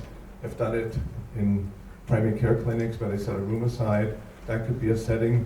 There could be mobile units for patients that are housebound or bedbound. I get calls from patients that are, for various health issues, cannot leave their house. And I'm saying, I'm sorry, I can't see you. I'm not going to break the law. So I think the details of that, there are very good guidelines from the Department of Health, from the UNM Telemedicine Center. I have my own personal experience to go on. So I'd like to go, gradual, but before we even begin the gradual approach of first seeing people in doctor's offices or other healthcare settings in underserved communities, and then if we feel that it's safe and we can do it, I don't see why we couldn't do it from people's homes. There are several of the big provider systems are now offering telemedicine consults for my new health plan that I'm going to sign up for by January 1st. The copay for that is $0. So there's a big push for telemedicine, and how we do that, I'd like to sort of start with mimicking an office visit, but take out the 5-hour drive and the cost of the hotel out of the equation. And then once we have experience and we see how it works, then we can revisit and discuss whether we can do it from patients' home for patients that are not able to leave their home. So Laura, did you make a motion, or would you like me to make one? No. Oh, I don't know. Did I make one? You spoke out in support, but I'm not sure if you made a motion. There was There's So- something I would like to say. Okay. I'm not sure how, as you know, I support this, the idea of telemedicine for medical cannabis evaluation, certification. Not sure how it would best look, whether we should recommend that the medical cannabis program work with yourself, Dr. Bergmeyer, or other practitioners in the state involved with medical cannabis certifications in order to figure out a framework for this, or how to proceed? I think he just helped us. I think he suggested that we start off in an office-based setting, and then if it's successful, then graduate that to perhaps a mobile unit that can go to a patient's home or something. So my motion was going to include that. Are we, so we would be asking the change in the rules, basically? Right, would require a change in the rules, or at least adjustment of the rules, or expansion of the rules.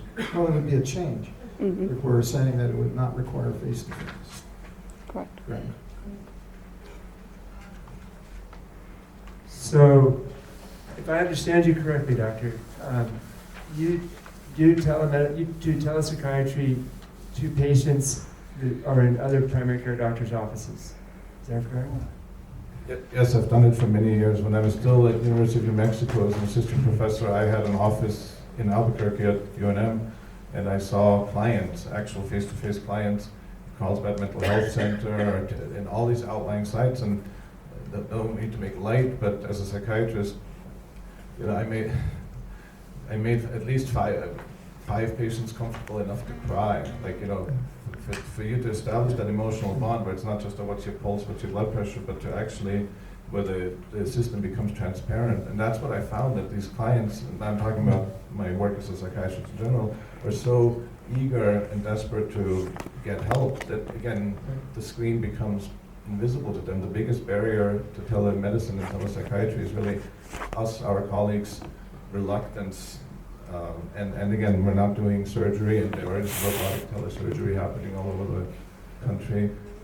So it would be, the most important one is to be able to meet with the clients, because there's so many systemic and geographic barriers, but it would also, of course, be available to doctors and anybody else who wants to know. Also, if I understand correctly, oftentimes the primary care provider that is taking care of that patient, it does not feel comfortable to certify the patient for medical marijuana where you might. That's correct. I've heard that many, many times. So based on that, then I would move that we offer telemedicine to patients that are candidates for medical marijuana certification on a physician to physician office basis. I don't know how to explain that. I think that's the best. To a physician to a provider basis, where the patient is present in a provider's office during the telemedicine conference. Is that kind of clear? I think so. There's community mental health centers. Are we saying like a therapist's office could do this? Yeah, I think it has to be some sort of provider, qualified provider, whether it's a psychiatrist or a therapist. I mean, as you say, ECHO works really well with a variety of providers. They don't all have to be physicians. We could consider any licensed healthcare practitioner that includes licensed LPCCs, LMHCs, other sorts of mental health practitioners, not necessarily physicians or, so yeah, that would open it up to those in community mental health center settings. Yeah, I mean, basically, so yeah. Is that what you're suggesting? Yes, that's my motion. Give me a second. I second it. I just want to clarify, are you also asking for it to be provider to patient as well? Not yet. Not yet. That's not my motion. Well, no, actually, I would like to ask for a provider to patient at this time, because I'd like to assess, and you know, I'd like to be there for the providers in the community. And while I understand your concern, to me, that adds a layer of complexity, because the local provider may say, well, I'm not seeing this patient, they're in my office, I don't want my liability if they slip on the doorstep. I want to be able to do it in an office-based setting, but I don't want to artificially limit it so that my main concern is geographic access. If we complicate that by making, is this a suitable setting, is this not a suitable setting? I would say honestly, my request is not to limit it to a provider's office, because it just becomes, I'd like to address the need of underserved areas, and by having to look for providers in these underserved areas, I don't think we're really addressing the needs of underserved areas, besides the systemic barriers and the liability issues. If I say, hey, can I see my client in your office? I just don't want to make it more complicated. Well, obviously with telepsychiatry, there has to be a physician-to-patient interaction that occurs. Is this Skype? Do you Skype? Do you FaceTime? Are you actually visually seeing? Yes, the equipment I've used over the years has changed, but it always includes visual and auditory, and there's always ancillary staff. When I did it at Carlsbad Mental Health Center, there was no provider in the room. There was an assistant who would show the patient to the room, sit there, provide other things. But I don't want to force a provider with their busy schedules to say, okay, you've got to be there.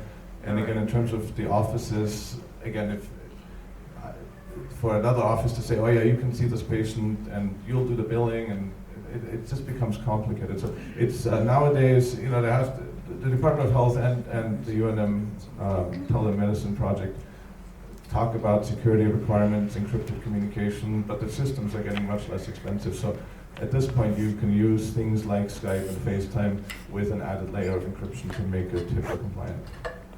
And it's a billable service, so on your end, you're able to bill for that service? As far as I know, yes. I guess there might be some concern if it was straight telepsychiatry, for example, psychiatrist to patient direct communication, concern about verifying the patient's identity if they're not at some sort of office setting, clinic setting. So I think, what are your thoughts about that? What I have done is I've met people in dispensary locations in certain communities. I've heard of colleagues of mine renting conference rooms in hotels. So I have staff, secretaries that would go there in person. My thought is that it wouldn't just be someone that's maybe in China or Africa tapping in, pretending to be in New Mexico. There would be, my initial thought was some of my staff would go down there, but instead of me driving all around the beautiful state of New Mexico all month long, that I could spend more time with my family and still meet the needs of those clients, and not just myself, of course, my colleagues. A lot of my colleagues I know are traveling to underserved communities, and if we could make that less burdensome for them, again, it could be my staff, it could be dispensary staff. It's not just someone, again, someone in China or somewhere pretending to be a New Mexico Skype user.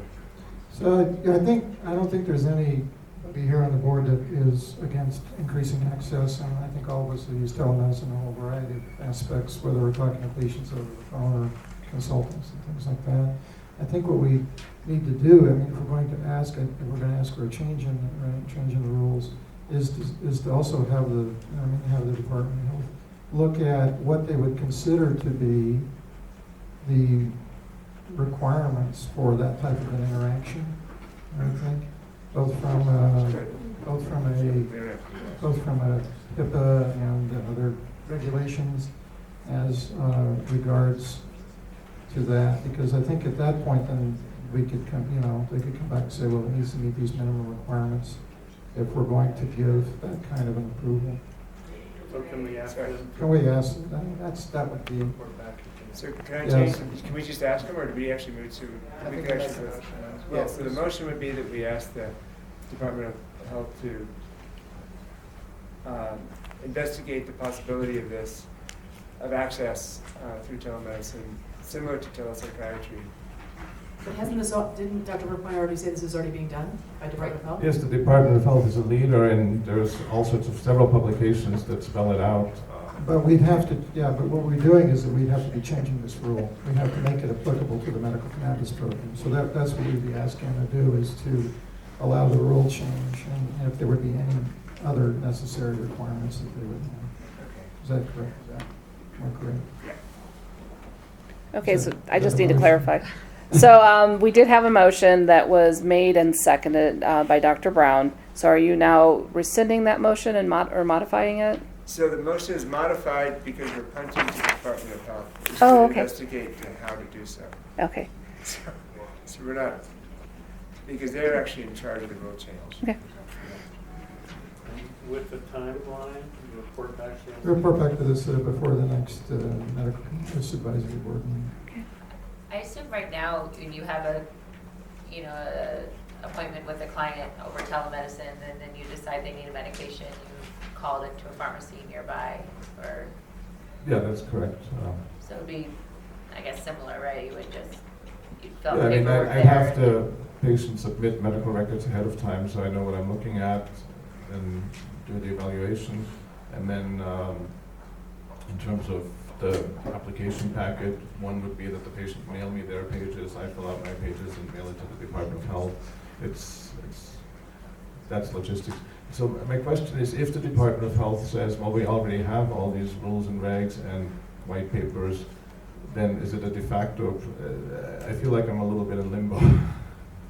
Because the No, Department of because Health. what we're doing is we're gonna be asking for a change in the rules. The rules say it has to be face-to-face. So that's part of, like you mentioned, if we're gonna issue a recommendation concerning the rule to be promulgated, that's what we're asking to do, is to tell us, or to see if they can just alter that to say face-to-face at the Via addition telemedicine. or via telemedicine.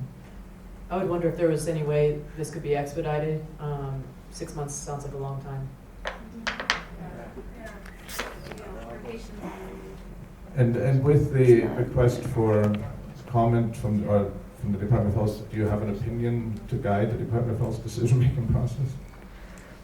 I think the American Medical Association is looking into telemedicine as being a mainstay for a lot of regular routine healthcare, and so they could be a guide to how telemedicine works in medicine.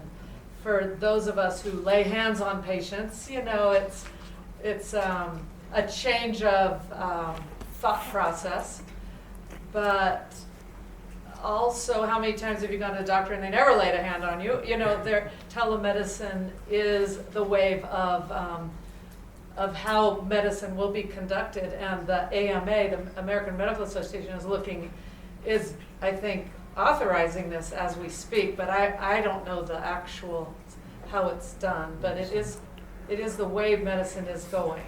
So for Mr. Woodward, comments?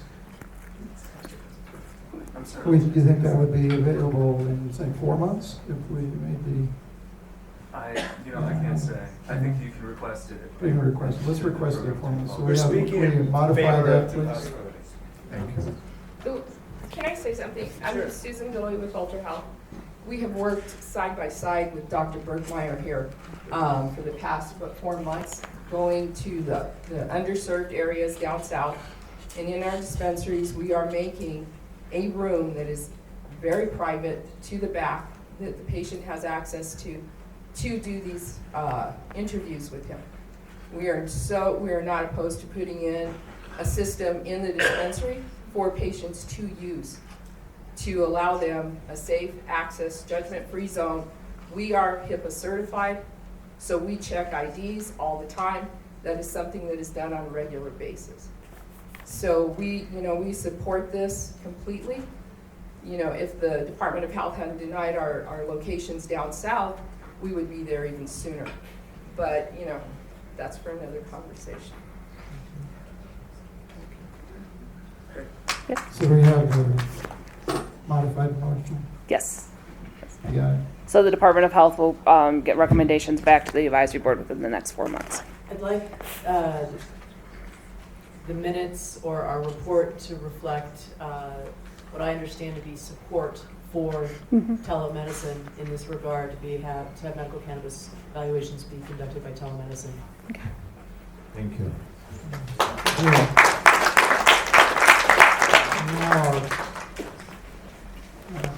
Just for time's sake, it is 12:28. 12:28, we have an ending time. Oh, 1. Okay, so we have one final. And I know we have one board member who has to leave early.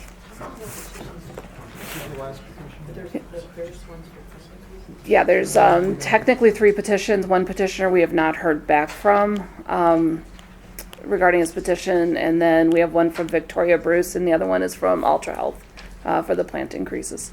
There's 2. Yeah, there's 2. Okay. I guess we need to hear which one you want to.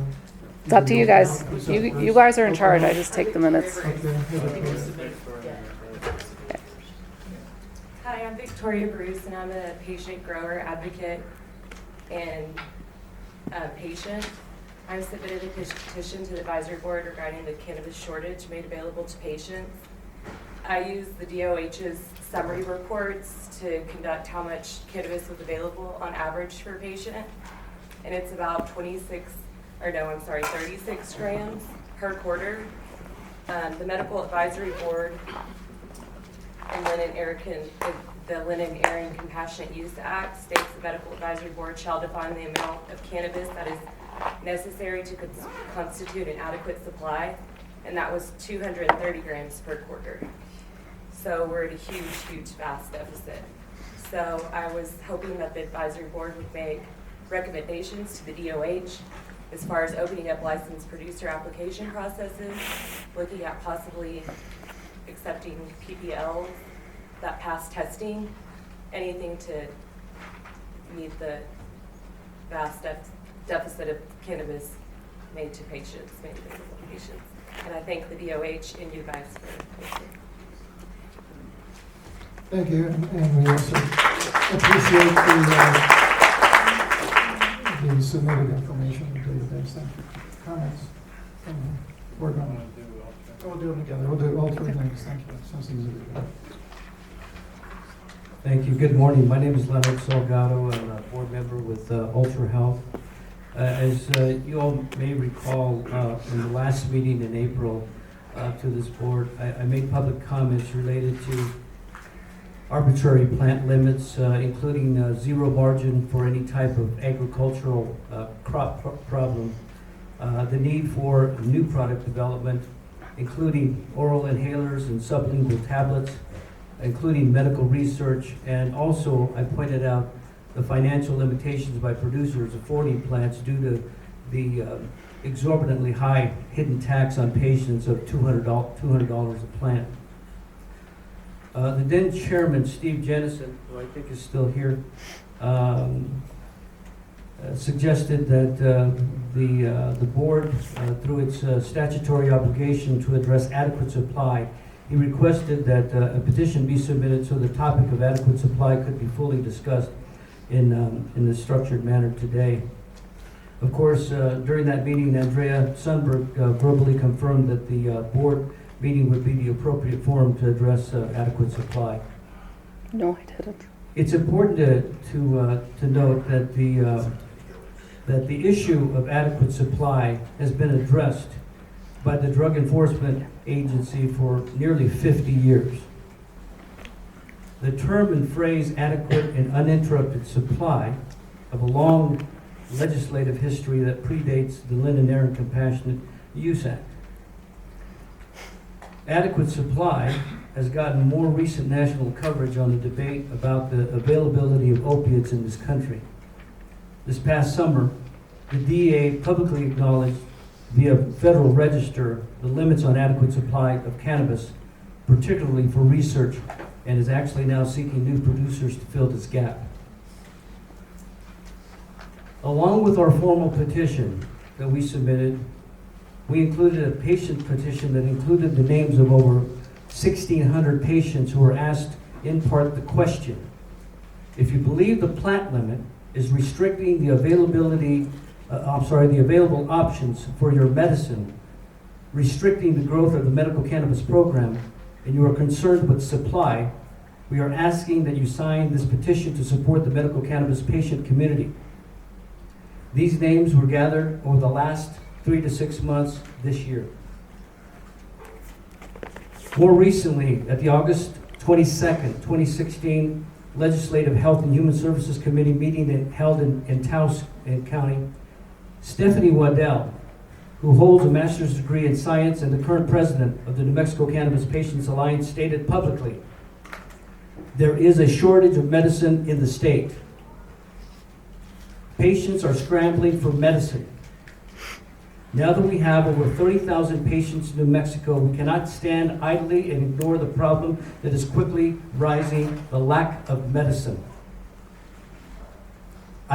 She went on to say, I asked the DOH allow producers to increase their already low plant count to a larger number so that medicine can be provided to all patients in New Mexico. With this increase, she went on to say, there will be more availability of medicine. Along with the increase in plant count, there should be wider availability to more rural patients in the state to ensure that all patients are receiving the best care possible. She ended her comments by saying, we do not have excess medicine. On the contrary, there is not enough medicine to go to all the patients that are new to the program each day.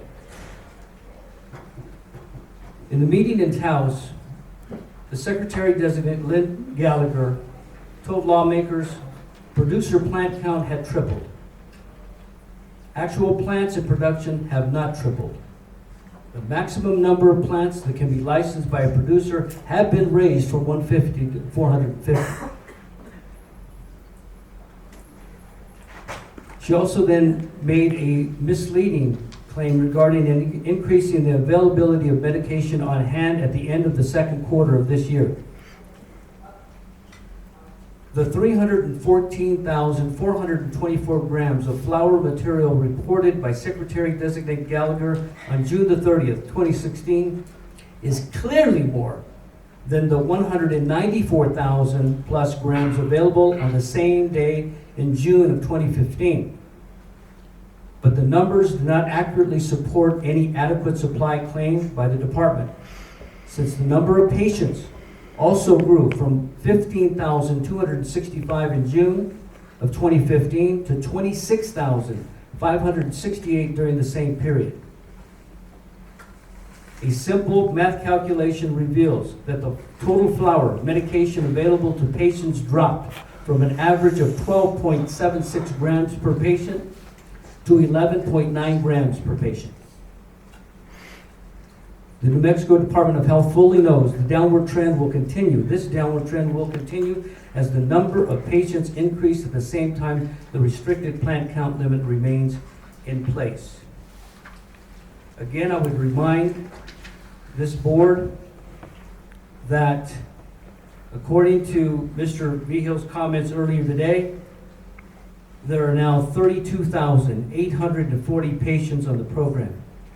Last year, at this time, there were 18,628 patients, which represents a 76% increase in patients over the last year. My last comment is this.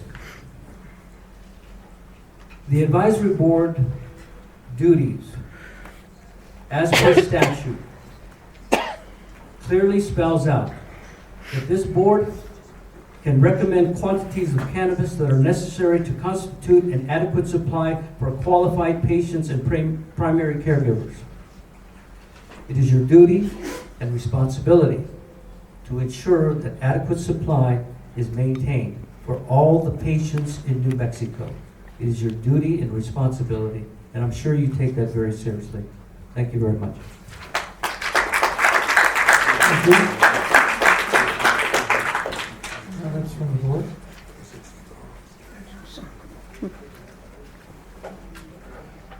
We have to go. Okay, comment? Are you pro or?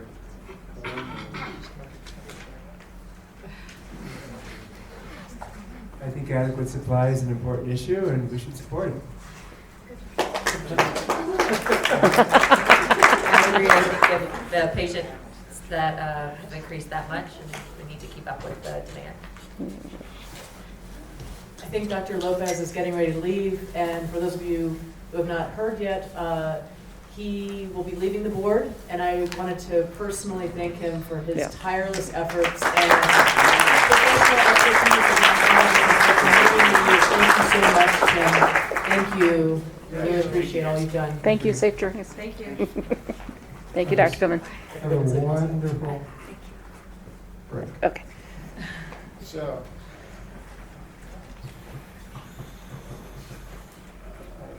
I echo Dr. Lopez's comments. There should be an adequate supply for patients. And we should, as members of the advisory board, Speak up, please. We should, as members of the advisory board, support efforts to provide patients with an adequate supply.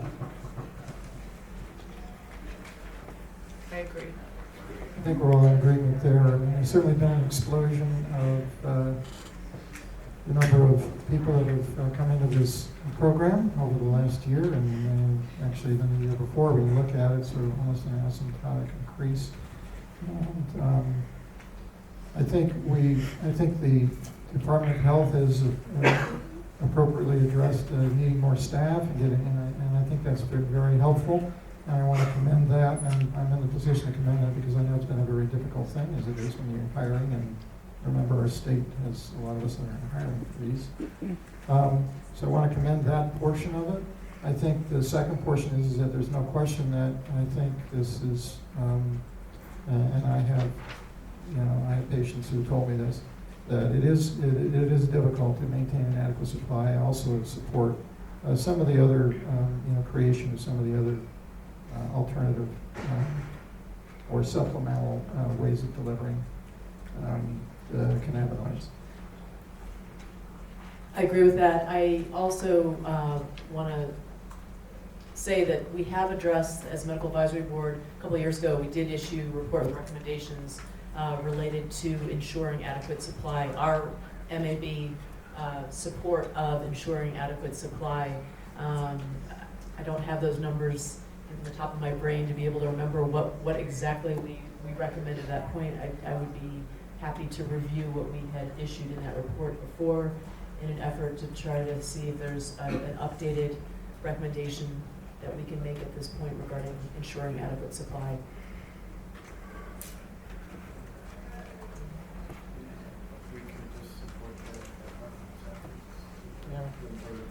Well, basically, we certainly, with the really enlarged consumer base, patient base, and even with the addition of new production facilities, I think we're in a position where we still need to consider allowing new producers to increase, one, the plant count, and to also add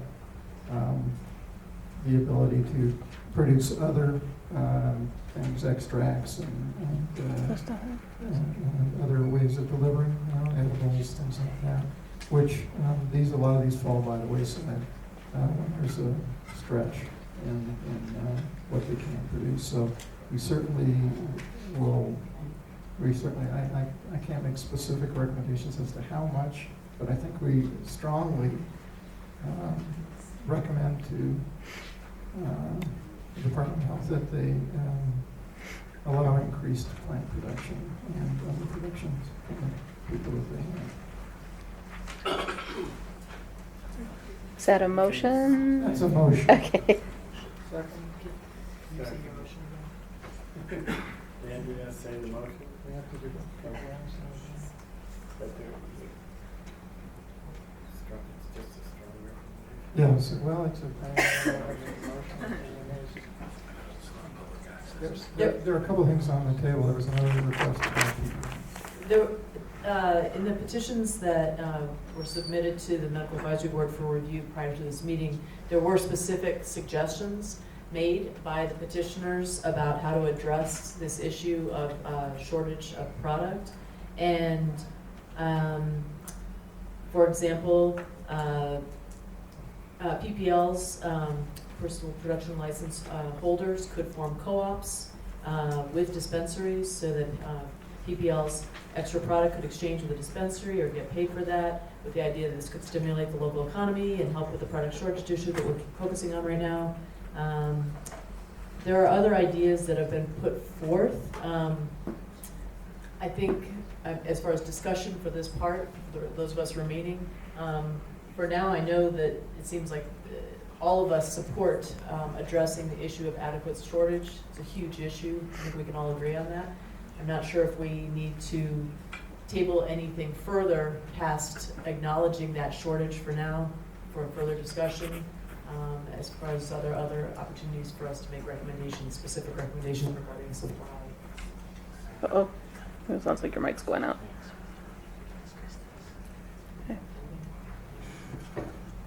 Okay. So I think one of the questions about PPLs is obviously about guaranteeing the quality and safety of the medicine. And so that's, I think, one of the things that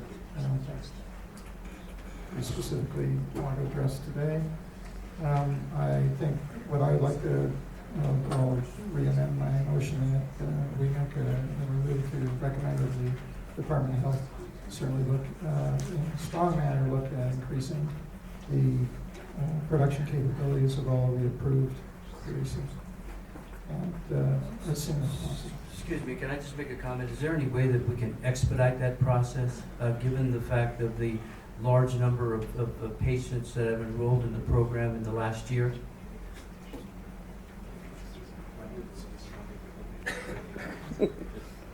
I am not aware of other people that are aware. What? How to expedite that matter? Does that? Well, we can't You comment. could include that in your motion. Yes. You know, to address it as soon He as said possible. So as soon as possible, meaning please expedite this, because the numbers are only gonna increase. We know that's the case, and production is extremely limited, both by the number of producers as well as the quantity of production is limited. Isn't the department taking new applications for producers? No. They only accept some of the 86 that applied the last time it was open. How many producers are Second motion. Motion seconded. All in favor? Aye. 4 out of 4.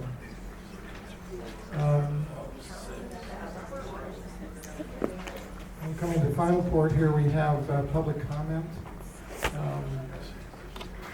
Thank you for hanging out in this very long session today. The board will accept comments from members of the public after the hearing. We've completed all the petitions.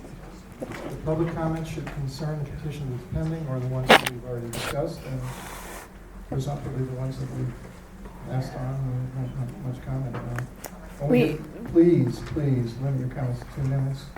We have It's 12:46, so we have 14 minutes. 14 minutes, so. we- yeah. Okay. Yeah.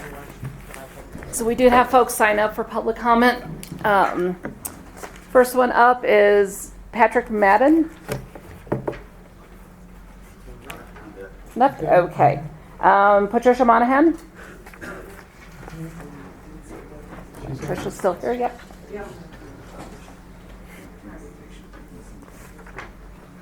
Hello, I'm Trish Monahan. I'm an attorney, and the focus of my practice has been medical cannabis since '09. I have petitions for new conditions, nausea, and blackout, and represent producers. I represented one of the first group that was approved in '09. I just want to say thank you. You guys are the best. You're a really good group, and what you do is so very important. And with your interest and enthusiasm, I seriously appreciate and want to thank you.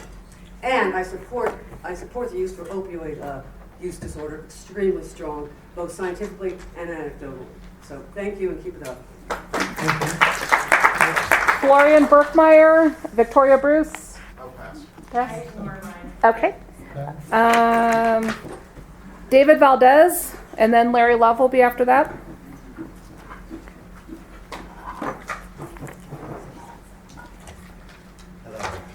I'm David Valdez, and I'm the owner of New Mexico Brief Relief, where we help patients get into the program with the doctors we have staff there. And I just want to comment on the opiate addiction. Through personal experience of opiate addiction, from the pharmaceuticals I was given for my pain after a life-threatening event happened to me when I was 16 years old. It took me about 6 months to recover, and enough to get back to school, but the pain persisted, and so did the doctors with the pain medications. So that was the start of my opiate addictions and my life struggles through that, and medical cannabis was the end of it. It really helped me stop anything that urges or whatnot, and it's continued to help me. So we're already helping thousands of patients now getting off of their opiate meds through the cannabis program already, without any kind of side effects or negative interactions with opioids and cannabis. So we're already helping opiate addictions. Might as well place it on the qualifying conditions so people who need it, that kind of help but do not qualify under the medical cannabis program or the current qualifying conditions can still get that help. How could you place people on other pharmaceuticals to assist them in their addictions just to trade one addiction for another? For especially like severe anxiety or depression or insomnia that comes along with this. They give you benzos, Xanax, all these other medications that are just as bad. So that's just my personal opinion on that. With autism, all I have to say is I've been consuming cannabis since the age of 9 years old, and I don't think I'm mentally restricted or anything like that. I'm 35 years old, and if you do the math, like 29 years or something like that, 20 some years I've been consuming, and I think I'm a pretty intelligent The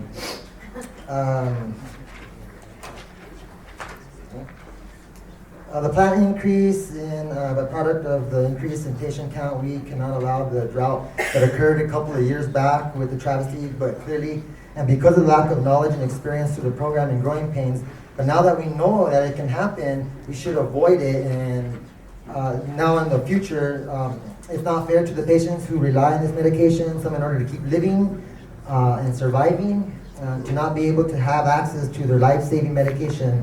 And it falls on the responsibility of the state to ensure uninterrupted access to the medications. In my personal opinion, planned increase along with more producers being licensed to ensure that patients never get turned down for their meds. Thank you, that's 2 minutes. Sorry, I didn't know the buzzer was on. Okay, I was like, oh my God, my buzzer. Next comment, please. Hello, everybody. I'm Larry Love. I'm a patient. I'm a patient advocate, and I'm an advocate for the program. The Lynn and Aaron Compassionate Use Act. It's called Compassionate Use Act. There needs to, we've said this before, not myself, but other people come up here and ask for a way to expedite hospice patients, cancer patients, and terminally ill patients. Now, I've been told it's been done before, in 5 to 10 days. But when I took an application to the DOH on October 5th, I asked to see the program coordinator, and I was told that she was too busy. And I said I need to have an application expedited. Well, the word from the back office was, we don't do that. Tell Larry we don't do that. Well, I've been told you do that, so we need some consistency. And we need to get sick and suffering patients into this program in a manner to help these people. My friend, it took 29 days. They got their card yesterday. And I asked, this person is a hospice patient, and I asked for an expedition, and it didn't happen. Now, I've been critical of this program because I'm an advocate for the patients. Was this retribution because of me? Maybe, I don't know. Could it be? Who knows? We need a program, we need a way to get people in this program fast. They're suffering. These are terminal people. Thank you.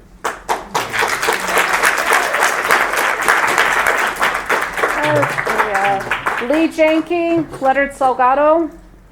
I'll pass the Okay. Okay. Okay, Robert Romero. And then after Robert is Susan Billy. I'll pass. Okay. I'm Robert Romero. I'm the registered lobbyist for Ultra Health. I did want to bring to your attention that during the special session this year, Senator Tizipino did introduce a bill to increase plan count. He initially introduced a bill that asked for there to be an unlimited plan count. There was a lot of debate in the Senate about that and concerns about monopolies and things like that. So they actually compromised to pass a bill that allowed for the number of plans to be equal to 15% of the number of patients. So that not one group, knowing that each patient needs more than one plant a year, that one group couldn't even get to close to 15% of the number of plants needed. Also, the reason that we feel it's important that the plant count be raised sooner than later is, to date, I believe there's 8 or 9 of the licenses that were provided, or the companies who earn licenses, or nonprofits that earn licenses in 2015 that to date are still not selling products. It takes a long time. I don't think there's too many companies right now with the stockpile, and we think it's very important that the plant count be raised sooner than later.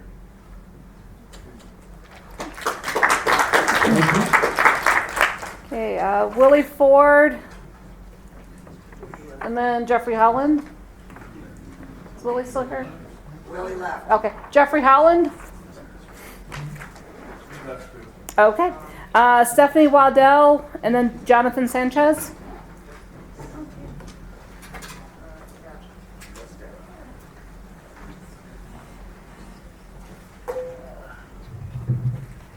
Hi, I'm Stephanie Waddell. I was voted in some things that Mr. Salgado mentioned.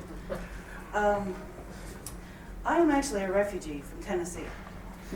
And I moved here because they had a medical program, and of course I like the state. But I do have a few things I'd like to talk to you about. I'd like to ask you about the plant count. It needs to be doubled. And I know that he mentioned that also in my quote, but I think it's something that really needs to be emphasized a lot because I see patients all the time, and I've also heard that in other places that there's just not enough medicine to go around to all these patients that are these 33,000 patients. Hopefully it will be either doubled or just the 450 count removed, and we can grow as much as we need. And hopefully that'll be done by December. I know that's quite quick, but it needs to happen really fast. I know that the rules that you have for that and the regulations were set aside to protect the patients, the producers, and the program from the DEA. However, times have changed at the federal level, and the program has increased almost a tenfold from what it's been in the regulation when the regulations were created. Having a medical dispensary unable to provide a certain type of medicine or a certain amount to a patient is very unacceptable, and would be as if a pharmaceutical ran out of a type of medicine that was detrimental for a better life. Another issue that I'd like to talk about really quick here are patient cards. The biggest complaint that I hear from patients is the long wait before they're able to get medicine after they've applied for a card. Yes, I know you said you've gone down to 24 or 25 days, but still that's a long time if you have extreme pain and you're waiting for those cards to come in.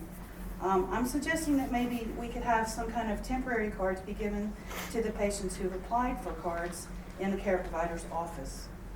This temporary card would be comparable to a prescription given to a non-cannabis patient. Ms. Weddle, you do need to finish your comments. Okay, I'm hurrying. They don't have to wait for 30 days. My question is, why do we have to wait? I mean, I know it takes a while to do that, but still. Let's see. I ask that the steps be taken to give immediate access to cannabis to all the patients who visit with a provider and qualify for a medical cannabis card. Mr. Vigil even said that they don't deny any of the applicants. And I don't see why a temporary card would not be too difficult to be started now, especially since there's so many patients for this program. That's about all I have to say. And thank you very much for your time. Jonathan Sanchez. And then Nat Dean will be after Mr. Sanchez.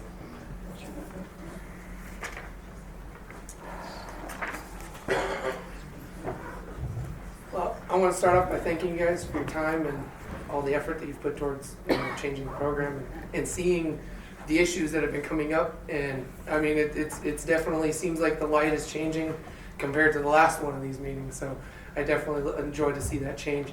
What I want to bring up is I want to clarify something that we've been talking about with the plant count. Not once has it been mentioned that we are not including the fact that extracts are being made for very, very sick patients. And these extracts take a lot more plant material than you normally would think. I mean, it could be, a 40% difference in some cases, like a huge difference. And for some medical professionals and some professionals in the industry, that is the medicine. So the fact that the flowers we can't even keep up with the flower demand is nothing compared to the fact that we cannot keep up with the demand for extracts, whether oral oils or other type of extracts that are necessary for certain ailments. And it's not even, we're focusing on flowers and we're focusing on things that aren't even considered medicine. We need to be focusing on the actual medicine and be realizing that the plant count needs to be high enough for these people who are producing it, or at least open it up to where manufacturers can have their own plant count so they can be manufacturing oil for patients. I mean, that's basic. That's it. We don't necessarily need to change things too much, but understand that the people who are making these medicines need access to the material to make these medicines. That's it. Thank you very much. Thank you. Thank you. We have about 3 more people on the list, so we're going to really keep you to 2 minutes because we're over our scheduled time. But we certainly appreciate the comments. Nat Dean. Oh, no, it's still here. Then after Miss Dean will be Miss Chavez, and then Joanne Farrell. Sorry about that.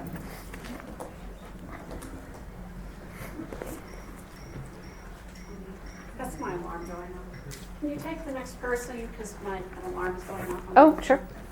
Miss Chavez, Lisa Chavez. Never mind, it stopped. It was Oh, someone okay. else's phone that Never had the mind. same,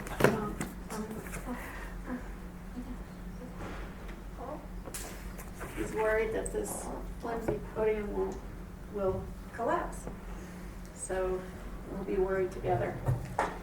My name is Nat Dean, Mr. Chair, members of the board.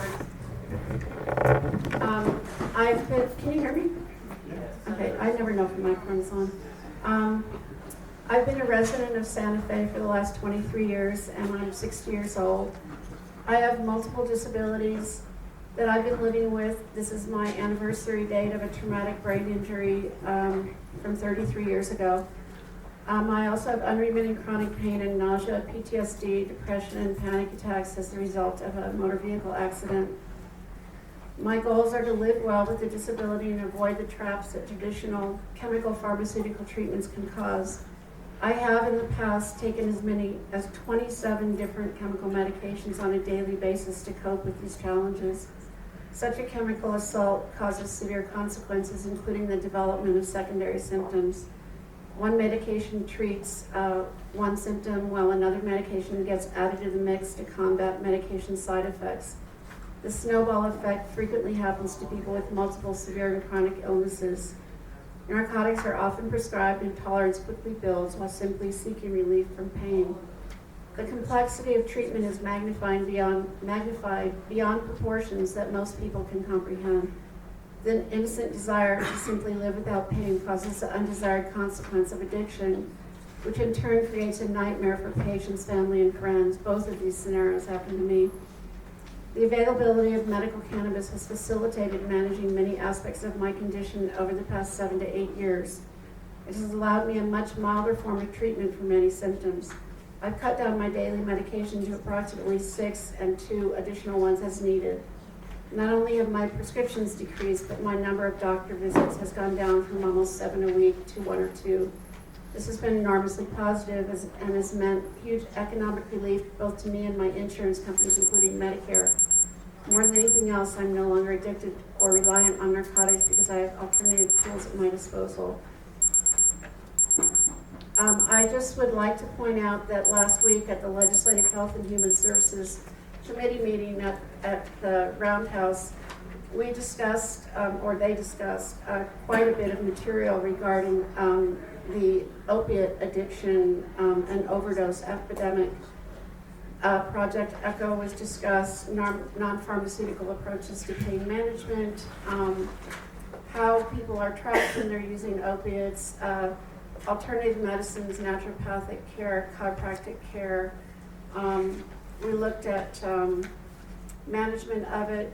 We looked at the economic burden of prescription opiate abuse and death, a coordinated regulatory and educational approach to the public health crisis of chronic pain and addiction, and also looked at heroin-assisted treatment, or HAT, as a means to treat individuals who are no longer responsive to other methods of treatment because their brain chemistry has been changed.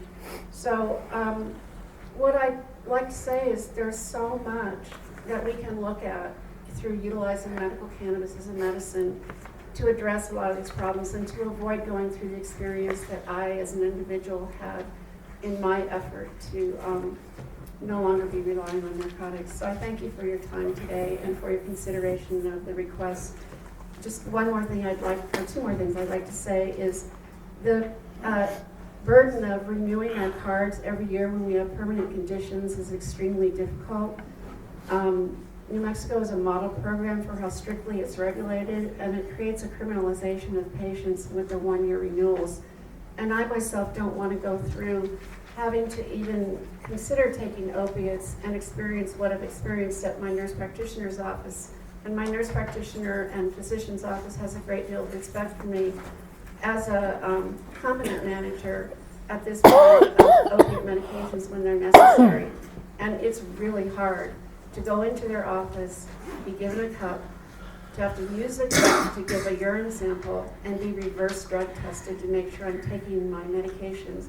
Would that we can live in a place where everyone is not suspect and that we don't have to rely on such narcotic medications for relief. Thank you. Thank you very much. Please, please start going so we get everybody in 2 minutes, please. So we'll have Lisa Chavez, Joanne Farrell, Gino Rinaldi, Nicole Morales, Elena Sanchez. Okay. Tori Mormon, I think the name was. Tulima Maga, it's a weird name. Tulima, thank you. You're welcome. I was going to have the first one right, but not the last one. And Michelangelo Morse, and then anybody else that wants to comment, if you all would like to line up, so we can. Who was first? Who was first is Lisa Chavez. Nope. So Ms. Chavez, Joanne Farrell. She left. She left. Gino Rinaldi. Good afternoon. My name is Gino Rinaldi. I'm a gerontologist. New Mexico, by 2030, will be comprised of approximately 33% of individuals 60 and older. Within that cohort, or the fastest growing cohort within that group, are the 80-plussers. And one of the most predominant risk factors for Alzheimer's is age. And that is the fastest growing group within in the 60-plussers. So I'm concerned about that group. The information in which you made your decision to refer the recommendation to the Department for approval on approving the Alzheimer's, addition of Alzheimer's, in my mind, it doesn't merit what you're saying. There's no rigor that says, or research that also establishes that the use of medical cannabis can reduce, slow, or change the progression of dementia or Alzheimer's. To me, to put that out is false advertisement. It just promotes another population that has access to it without any real concern for the people that will be using it. The individual that spoke and putting forth the petition to it is from the industry, is profiting from the industry, and it's not an expert in that area. So I have concern that you would go ahead and push it, especially after it was rejected by the department the first time, based on the fact that it was not a sound decision. If I'm not mistaken, the one individual on the advisory committee that is a neurologist is Dr. Nelson, and he is against it. And it's for valid reasons. It just does not. It's just false hope at this point. Now, it may address symptoms, okay, and that is a different thing. But you just made a decision on autism about addressing symptoms or and others, that it really is not something that you want to use as a method. Mr. Rinaldi, you need to finish your comments, please. And my comments are done. Thank you. You should Google neurogenesis. Multitasking here, hold on. That's okay, no, you're fine. Nicole left. Did Elena Sanchez leave too? Or is Elena still here? Okay, Tori, we're in, and then Tulima. Yes. I got it right. Yes. Okay. First of all, I'd like to thank all of you. I like having a dissenting opinion. It makes everybody have to struggle harder to present better, more peer-reviewed research. I get very frustrated, especially when dealing with autism, that people would still like to refer to Dr. Wakefield's study, which has been irrefutably dismissed as bad medicine because he intentionally miscalculated and changed the numbers as they were presented to indicate that vaccines had something to do with autism. My son, who's on the autism spectrum, has never had a vaccine. So that, that's an anecdotal. When you look at peer-reviewed and meta-analysis, it is a much different picture. You are correct. At this point in time, using the DSM and using the number of people who have actually been given a valid diagnosis of autism, it is only currently 3% of the population. When you look at the fact that it is a spectrum disorder, kind of like If you look at sexual identity as a binary, it's not.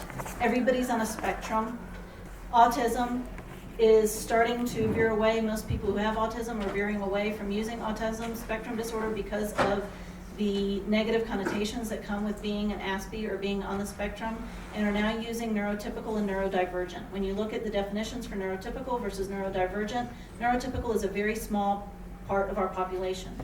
Even if we stick to the 3% that may qualify under autism, that would put every single county in New Mexico at a higher percentage of people who would qualify for a medical cannabis card. When we are listening to doctors like the gentleman who just spoke, who are referencing studies saying that there is no research saying that there are benefits, first of all, that's not accurate. When we spoke in Taos and when we spoke in Santa Fe before, and we're supposed to be presenting to Secretary of Health designate Glenn Gallagher, I was able to pull up in the time that she said that there's no peer-reviewed research, over 800 studies of peer-reviewed research regarding medical cannabis. One of the most noticeable ones is the one that was done in Haiti that proved that there is not the long-term mental IQ deficit as referenced in the New Zealand study. The Haiti study accounted for co-founding factors and also proved that smoking medical cannabis or using medical cannabis during birth and during pregnancy does not actually decrease birth weights. You do need to finish your comments, So we need to please. be very, very careful about what research we're looking at and how critical we're being about the peer-reviewed research that we're looking at what biases are there, because the gentleman who spoke before me obviously has a bias. People who are representing the industry obviously have a bias. We need to look at non-biased and not opinions, stick to facts.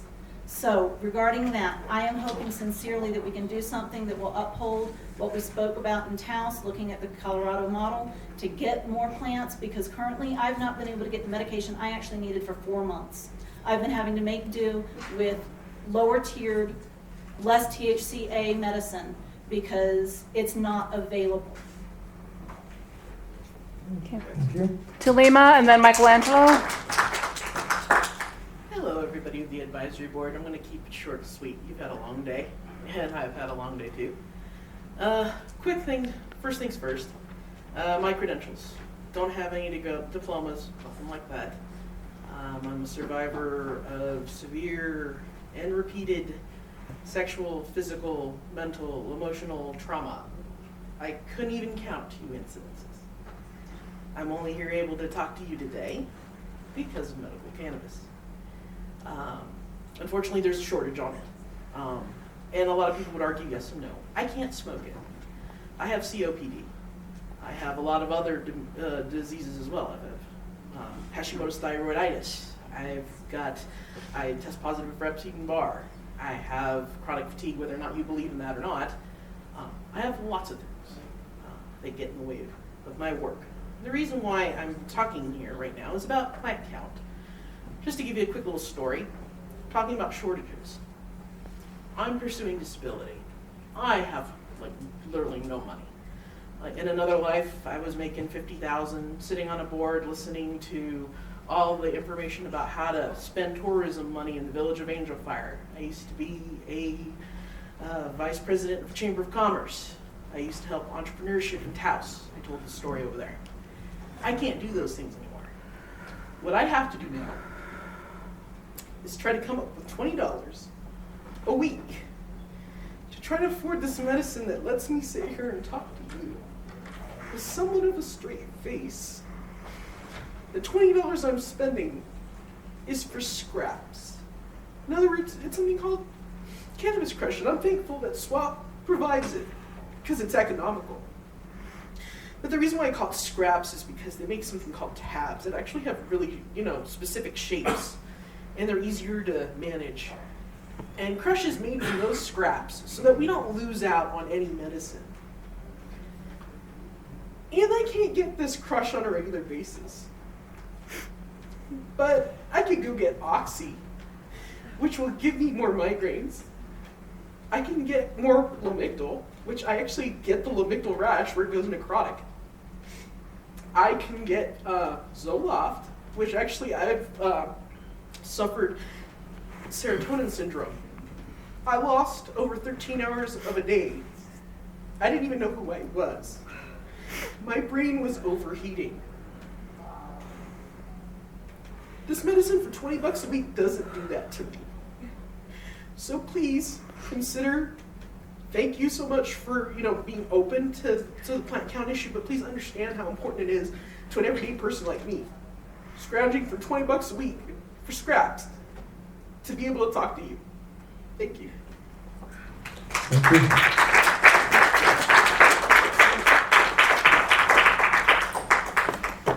Hello, my name is Garth Wilson and I don't work for anybody.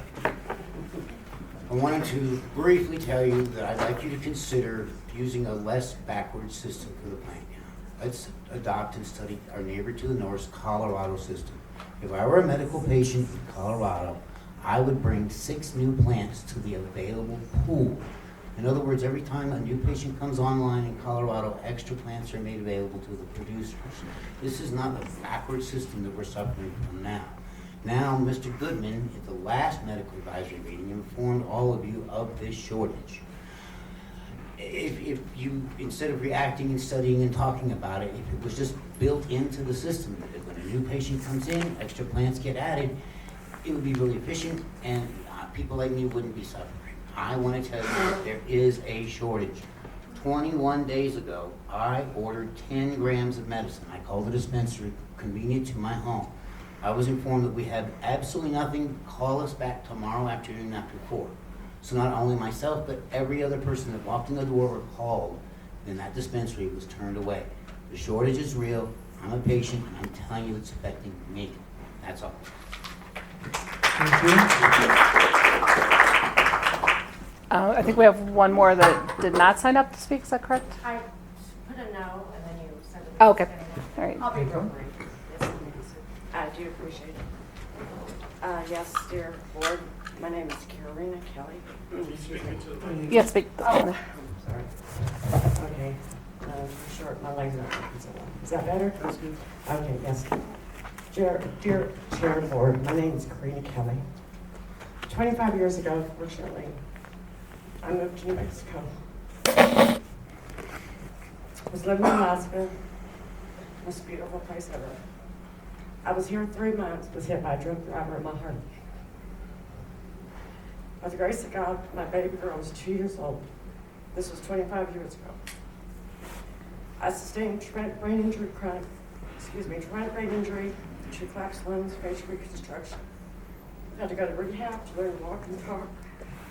At that time, going through several doctors, and as everybody's smoking, opioids, try this, try that, and I'm very, very, very sensitive to medications. I have been, through my life, on a lot of natural medicinal medications. I'm not one to take drugs. Being said, being on a medical cannabis program, as I have been over a year now, has been immensely, not only helped me, mind, body, and spirit, but it has also provided me with a more clear way of thinking, dealing with life every day, whatever obstacles come our way. And by the graciousness of the medical cannabis program, I stand here with my hands open, asking y'all to please continue on with this program for the better and the sake of all that struggle each day with chronic pain, from Alzheimer's that we talked about to cancer and everything in between. God bless and thanks for your time. That is everybody I had signed up. I just wanted to say, yes, there's a shortage, but not just increase the plant count. We need more producers. That's much better, official to the patients. We need more producers. Since Savannah Martinez is the governor, they've only done it the one time. The one time last year is the only time since 2010. So we need to open up, let people apply to be producers, nonprofit producers. We need more. All right, that's it. So, the advisory board would like to thank everybody that was here for the heroic effort and for this and long and stimulating session. I want to thank the petitioners for their comprehensive submissions and their presentations, and all the witnesses who participated today, and those who provided written and verbal comments. Appreciate that. Also appreciate the comments of the petitioner who we went into executive session with. The audience is reminded that the recommendations of the advisory board will be submitted to the Secretary of the Department of Health for final determination. Applicants will be notified within 10 days after the Secretary makes the determination. Also want to thank you for allowing me to survive my first surprise chairmanship of this board. It appears that we're going to set the tentative meeting. Next meeting will be Friday, April 27th. In this building. 7th, April 7th. April 7th. Friday, April 7th. That's a pending date. Of course, it'll depend on how our board members are able to attend. That being no further business, the session is terminated. Thank you all. Thank you.